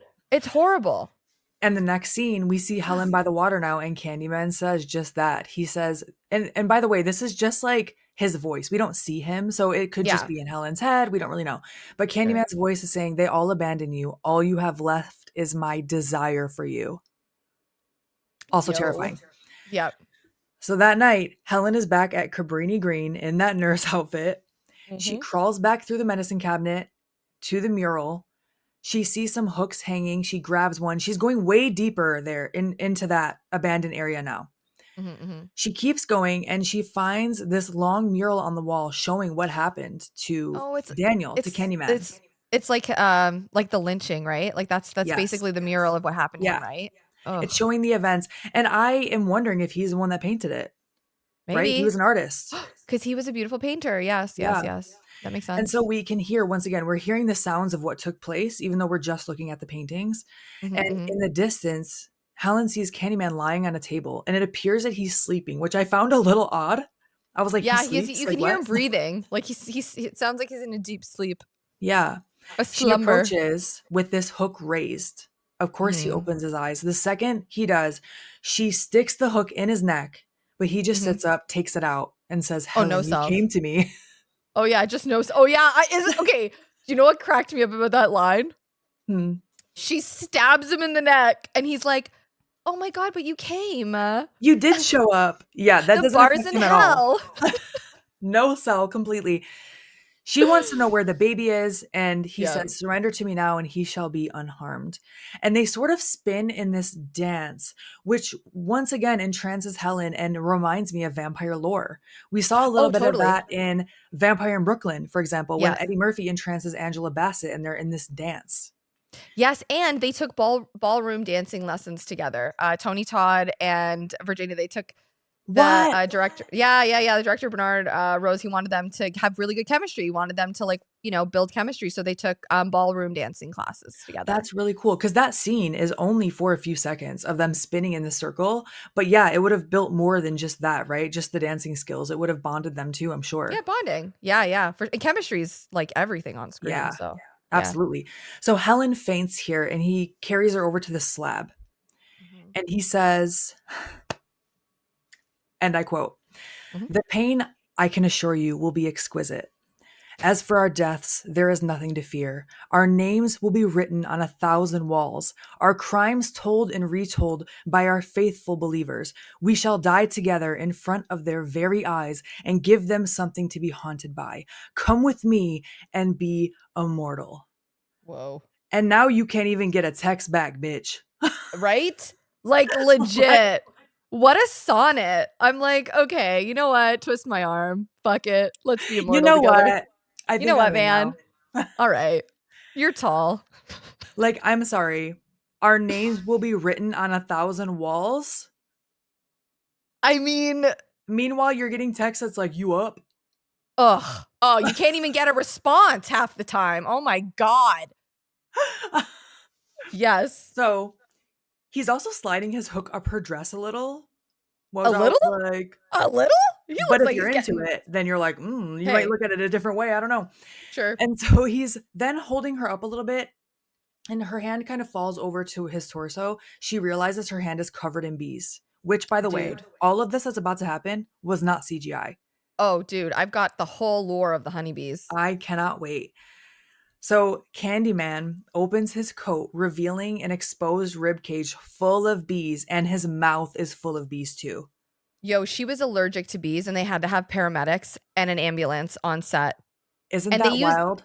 they used like baby bees that like couldn't really fly and they weren't really going to sting, but Yeah, even still, and they put pheromones on her and stuff to like keep her safe, but even yeah, still, yeah, she was real allergic to them, and actually she had to be tested, allergy tested, to prove that she was allergic to them, and yeah, they kept a paramedic on staff for her, which is like so crazy. yeah. In her interview, I read that she was more allergic to wasps. And Bernard Rose was kind of just like, you're not really allergic. You're just afraid. So that's why she had to go get tested. And she was Mhm. more allergic to wasps. So they're like, it's okay. It's honeybees. They're only 12 hours old. They're not really going to be able to sting you. Right. Tony Todd really had bees in his mouth. He used a dental dam to prevent them from going down his throat. Mhm. Actual bees in his mouth. He had a clause in his contract where he got an extra $1,000 per sting, and he was stung 23 times in this scene. It's pretty infamous that he got that into his contract. It's pretty wild that he was willing to let, put bumblebees in his mouth. Like that is Yes. fucking Because crazy, on you dude. is one thing. Like Helen has them on her face, on her hand. I don't even know if that was her Yeah. hand in that scene, but they're on her face. Yeah. Tony Todd has them on him, but in your mouth. I Dude, don't know if I could it's do it. crazy. And so Norman Gary was the beekeeper, like the handler, and he also handled the bees in the movie The Deadly Bees, My Girl, and Fried My Green Tomatoes. Yeah, and fried green tomatoes. Yep. And it took about 30 minutes for all those bees to get out of Tony Todd's mouth, which I think is just How do you not have a panic attack? You can't close your mouth. You can't use your tongue to like push them out. You can't. You just have to sit there. And your jaw probably oh, hurts after dude, that. I couldn't do it. Oh my God. There's no freaking way. I couldn't do it. Couldn't do I it. mean, But $1,000 a bee, maybe. for an extra $23,000, I don't know. I might I'm like, consider it. maybe. You know what? Maybe I'd be fine with it. Imagine if that happened as wrestlers. Imagine if we could negotiate as professional wrestlers.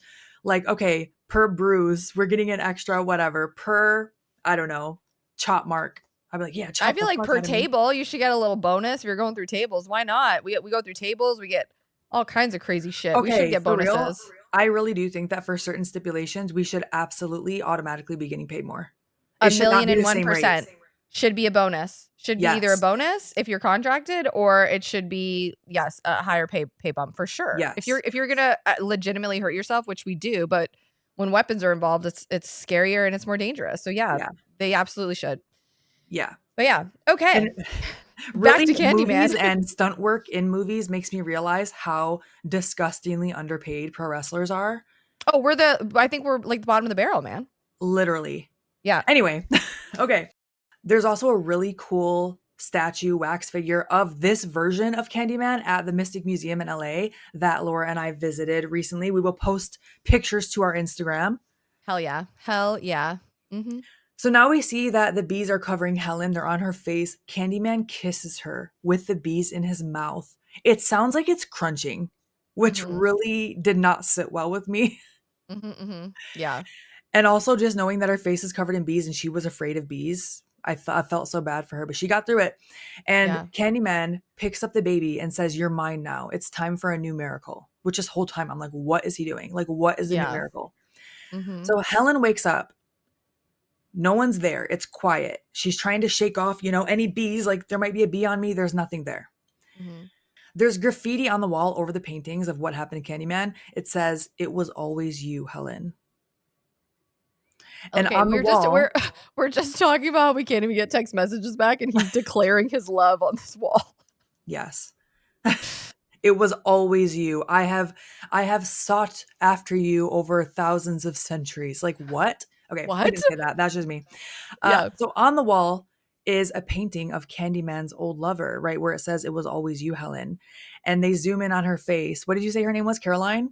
Mm-hmm. Caroline, And yeah. so I this is supposed to look like Helen. I did think it was just like a white girl with blue eyes, but it is supposed to look like Helen in the sense. Mm-hmm. And later Mm-hmm. on, when we see a mural of what is likely Helen, it does look just like Yes. this As like image. the archangel. Yeah. Yeah.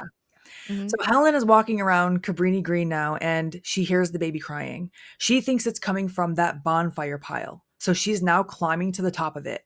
Okay. She's like Like climbing in it, man. it looks like Shit. it would be like 3 stories high at Yeah, least. it's huge. It's massive. Yeah. This scene I was a little confused what was happening at first. So Jake is sleeping nearby. He hears the commotion outside. He looks out the window, and I'm guessing he just saw Candyman out there or thinks it's Candyman in that pile, right? He saw the hook. When Helen went into the pile, the Oh, hook was still sticking out and she yes. pulled it in. That's all he saw was the hook. So Yes. now he's like gathering the residents to burn Candyman. Yes. He says he's here. And then they all go outside. They're putting gasoline all over the bonfire pit. I was stressed So because was the I. baby is in this pit too. Yeah. And so now the whole apartment complex is out there. The actual Candyman appears and covers Helen's mouth just as she's getting to the baby, but the crowd has already lit the fire. Mm-hmm. And she's trying to yell for help, but they're all chanting, "Burn, burn, burn," because they all believe in Candyman. They don't have any idea that Helen is in there or that the baby is in there, of course. No. So Candyman tells her, "Our bones will soon be ashes and we shall never be separated again." Oh my I'm not God. saying this is the way to go about it romantically, but No, I'm but just saying you can. I'm also saying step it up, guys, because Exactly. mhm. Not to this level, but Not the to the never being. listen. Okay, I don't want to be in a pile of rubble and getting burned alive. Like No, no, we don't no. have to go that far, but confess your dying love for me. Yes. Right. Fuck. Is that Blood asking oath. too much? Hello. Is it yeah, right. Am I Asking too asking too much much? to come back in the afterlife and seek Just me keep me out over. forever. Are we not going to be immortal or what? Like write me a fucking sonnet. Also, Anna Marie is watching this fire, by the way, and she just looks completely out of it, like Mhm. completely emotionally drained. She has no idea her baby is in this fucking fire, which is a different layer of tragedy. Yeah, horrifying. Helen takes a flaming stake and stabs Candyman through the chest, also reminding me a little bit of Vampire, right? Yep.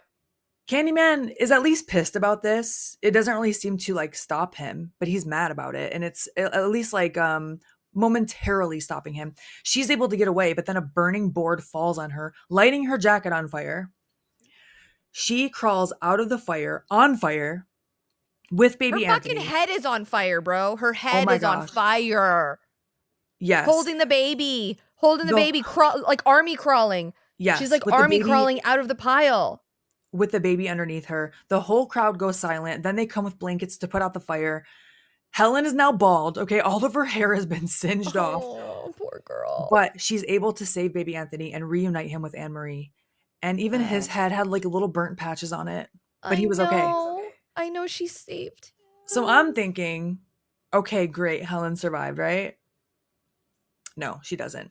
She was pretty burned, Candyman man. burns I in the don't know. flames. Those are those were some pretty intense burns. I don't know. Yeah, her whole body. Like, I never understood that as a child. Like, if somebody was pulled out of a fire, I'm like, No. why are they dead though? Like, they didn't like burn to a crisp. But once your body burns past a certain percentage, you can't heal from it anymore. No, I It's know. so I scary can't. It's really hard for me to. It's one of my worst to fears. even like think about. Yeah. Yeah, yeah, it makes me real uncomfortable. Well, Candyman does burn in the flames, and what Mhm. looks like flaming bees kind of shoot out of the fire. Jake sees the body in the fire, and it is Candyman's skeleton, which I also thought was interesting because he's supernatural. But Yeah, I he don't think he's also dead. told He's not dying. I think he's just as inconvenient for him, I think. it is getting convenient from him. I mean, he comes back in the second one, so there's that.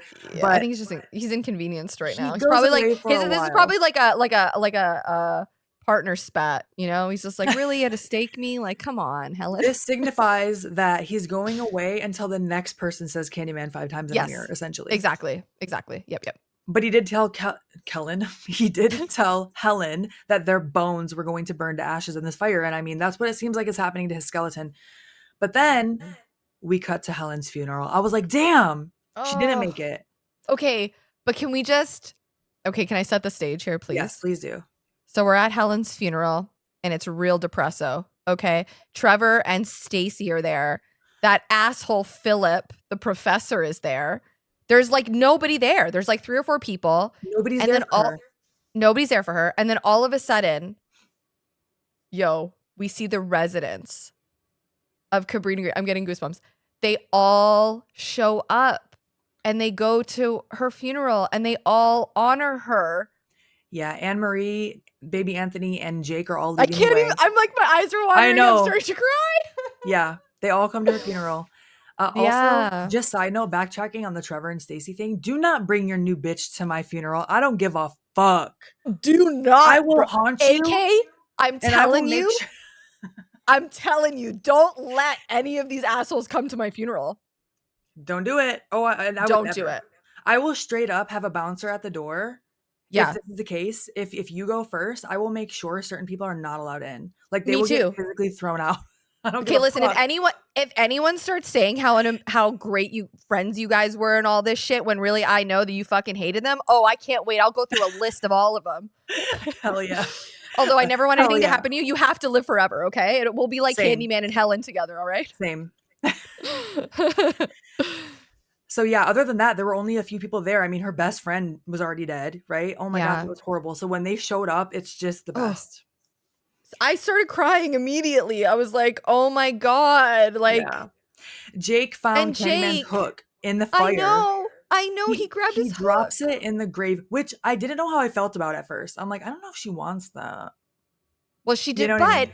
but it's because she fucking destroyed him, and they all believe that she took out Candyman, right? Because Yeah. that's why she's the mural of the Archangel at the Yeah. end. Or maybe he's giving it to her to keep in the afterlife. Oh, as like her own little weapon. Yeah, because we're going to find out some more about Helen in a second.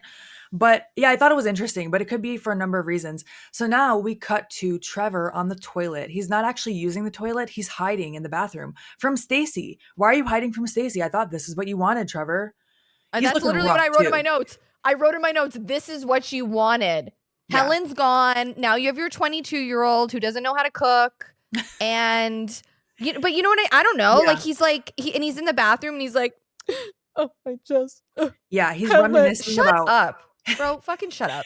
he's reminiscing about Helen and their time together. Meanwhile, Stacy is like, Remember when Helen made me dinner and I didn't give a fuck and I treated her like shit? I'm gonna think about that. so Stacy wants to make him dinner and he's like, I'll be out in a minute. And Stacy's really annoyed by this. And he's just crying, thinking about the times Helen made him dinner. And Stacy's trying to get his attention and he's avoiding her. He ends up putting his head on the medicine cabinet, crying. And he says, oh, Helen, Helen, keep saying her name. Go And ahead. Do then it again. he has a moment where he must realize, and he's thinking about Candyman, because then he looks in the mirror, he turns off the lights and keeps saying Helen a total of 5 times. And sure enough, Helen fucking appears behind him. She is still bald, by the way, and says, what's the matter, Trevor? Scared of something? Because she And then said that earlier. She says that fucking earlier to him. she says it when she goes to the apartment and finds Stacy, right? Yeah. Yes, dude. Yes. She fucking guts Trevor with this hook. So that's why I'm wondering. I'm like, maybe Maybe Jake knew she was gonna be the new Candyman or something, Candy Woman, I don't know, and I don't know, threw it in there maybe. like, "Here you go, girl, use this." Yeah, I got you. So Stacy goes into the bathroom, finds Trevor gutted in the tub. He looks wild, Stacy, by the way. He looks yeah, like what do they say? Like when they're set up a certain way, like he looks staged, displayed.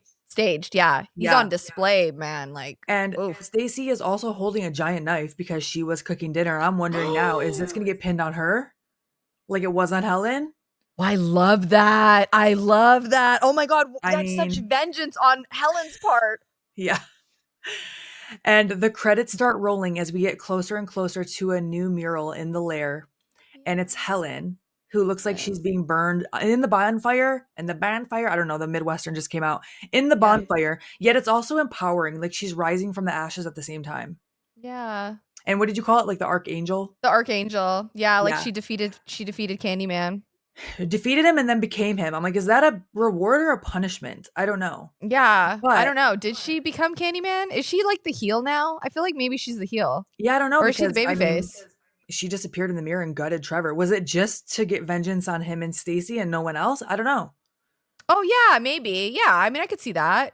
Or Right? is she Well, just a take out new Philip too. I mean, if you're knocking people off, you might as well go get that I will asshole. tell you, I started watching the second one just for a second. I didn't get through much of it. It was late Mhm. last night, and Philip is in the second one, but I don't know what happens to him yet. I don't want Oh, spoilers on that one yet. he's got to But die for sure. that is the end of Candyman. Yes, Philip has to die. Come on. Ugh. And the music here is so beautiful. Oh my god, what a fucking Obsessed. ride.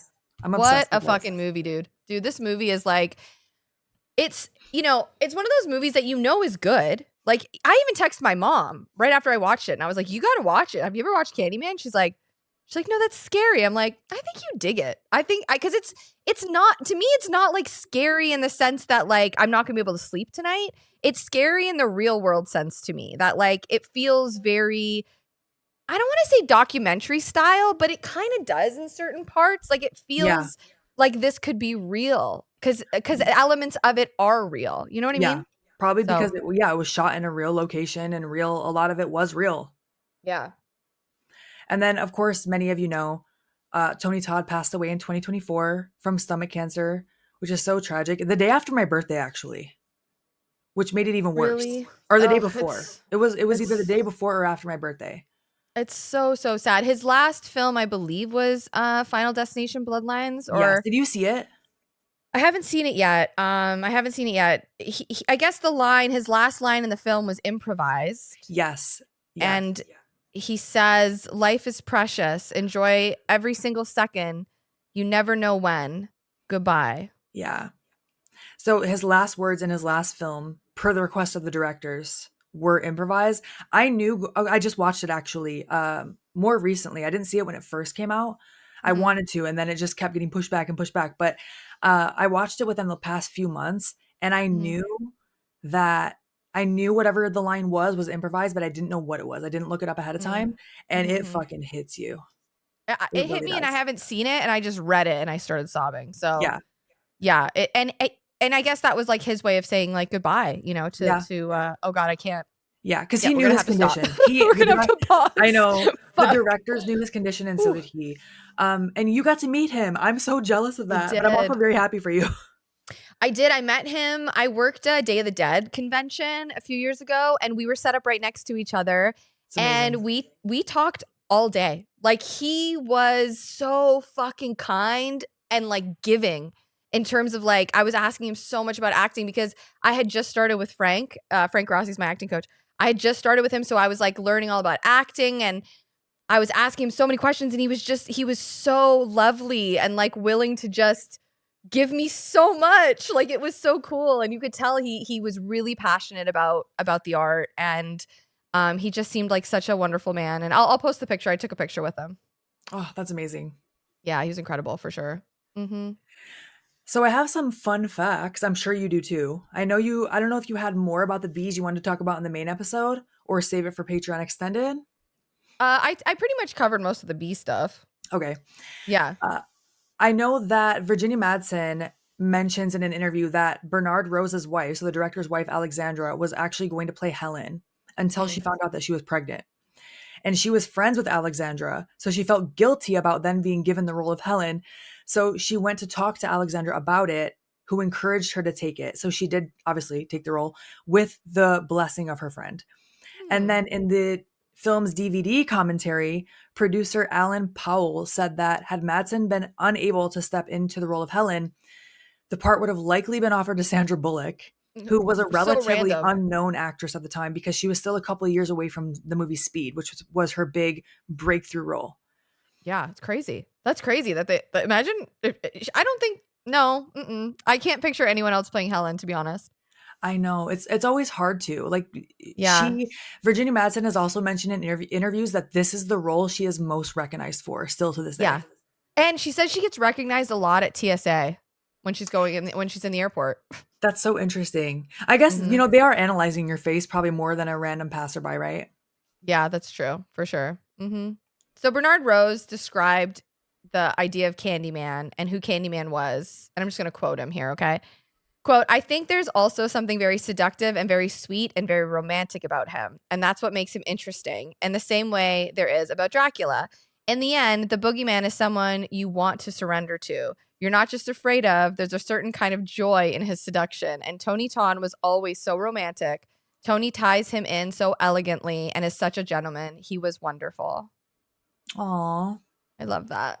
yes. Mhm. And for So those that don't know, the combination of, urban legends is the Bloody Mary, we talked about a little bit. There's that thumbs up again. And the, Man with the Hook is the mhm. other urban legend. Yeah. Yeah. So Candyman's producers were worried that this movie would be considered racist, and Rose actually went to meet with the NAACP about it. And the NAACP basically said, why shouldn't a black actor be this role? Why shouldn't they be a ghost? Or why shouldn't they play Freddy Krueger or Hannibal Lecter? And if you're saying they can't be, then that's really perverse. This is a horror movie, was the quote that I read in this article. There Mhm. were some filmmakers that still found the movie to be concerning, especially in the early 90s. And there was a Chicago Tribune article where director Carl Franklin had remarks about the movie saying that it was playing on white middle class fears of black people, which you can definitely see those stereotypes throughout the movie. Mhm, mhm, Naya DaCosta, who I mentioned earlier in the episode, she didn't do a remake of Candyman in 2021. It actually is a sequel to mhm, the original movie. And mhm. she wanted to honor the original while expanding in the universe rather than just replicating it, which I also love. Yeah. When she directed I keep calling it a remake. I don't want to say that. Hold on. Na, na, na, Let's na, na, call it the na. sequel. The 2021 sequel? Sequel. There we go. Yeah. When she directed the sequel, she wanted to center it on the black experience as opposed to the white experience where Virginia Madsen was the main character, right? Mhm. Exploring themes of gentrification, examining systemic racial violence in Chicago, for example. And she also aimed to update the story for a new generation. She is quoted as saying, I was a huge fan, talking about the original Candyman, when I was a kid because I love scary movies. And when I got older, I just fell in love with the artistry of it, how weird it was, and how it actually wasn't the horror movie I thought it was when I was younger. Jordan Peele is a producer on the 2021 sequel, and he told the LA Times, referring to the original, its impact on me was seismic. It was a romantic nightmare that scared the shit out of me and black people everywhere. Though the original has some fascinatingly problematic notes, like everything ever, it changed my perspective of what was possible in film by daring to represent blackness in what was, for me as a genre fan, the ultimate position of power. He also said the biggest thing for me was the shift in the point of view. The first film is very much from the outsider perspective, from a white point of view, and this movie is from talking about the 2021 sequel from the black perspective, and even more specifically, from the perspective of Candyman. So if you haven't Mm, seen the sequel, I don't want to give you any spoilers on that because it's relatively more recent, but mhm. definitely check out the sequel. Yeah, I liked sequel. it. I liked it. I liked the Yeah, sequel. me I saw it too. in theaters. Yeah, yeah, I liked it. And I will link that LA Times article in the show notes, of course. Amazing. I love that. So, on a sadder note, I should say, there was an actual Candyman killer. It happened in the Houston area in between 1970 and 1973. There was a killer known as the Candyman. Dean Corll, I believe, was his name, and I will spare all the details because this is not a true crime podcast, but he kidnapped, tortured, and murdered at least 28 young boys in the Houston area, and he earned that nickname from the fact that his family owned a candy factory. Fucking horrible. That's just I don't know what to say to I know that. we That's never wanted fucked. to be that based on a true, right? But I mean, this Yeah. movie wasn't based on that story. It definitely more reflects the medicine cabinet murders that you mentioned Mhm. earlier, Mhm. which is Okay, also obviously horrific. do you want me to lighten things up just a Yes, smidge and tell you please do. something fun? Okay, let's just switch gears and have and end on a positive note, okay? Yes. Okay. Sorry, you're like, So holy shit. no, no, no. I mean, like, I had no idea. I was just like, "Holy wow!" Like, it's Yeah. just fucked, But to lighten things up a little bit before we close out here, there were talks of having a Candyman versus Hellraiser. It was after the success of Freddy versus Jason. Miramax wanted to capitalize on that, but Clive Barker was like, "Nah, we're not doing that." Then it was pitched to Tony Todd to do a Leprechaun Candyman crossover. Oh, And Tony said flat out he refused to do it, saying he had too much respect for the character. okay. So we could have lived in a world where it could have been Candyman versus Leprechaun, Candyman versus Hellraiser. Which Didn't I do happen. love both of those options because they're all supernatural. Yeah, same, same, same. Who do you think would Although have I been in the think fight? I feel like Candyman would kill Leprechaun like immediately. I know, that's what I was thinking, but what about Candyman and Hellraiser and Pinhead? That would be tough.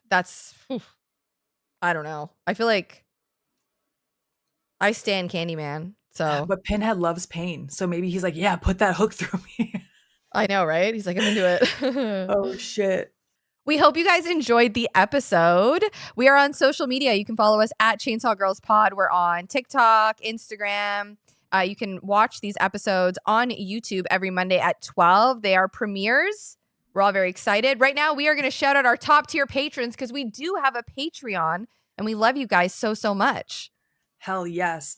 We got Rob V, Millie C, Jonathan W, John M, the other John M, Jeremy M, Jason M, so many M's, James C, Heather D, Franchise Driller, Devin C, David T, David G, Chris S, Brian C, Alexis T, Adrian G, and Adam V L. Thank you so much. We love you. Thank you for all of your support.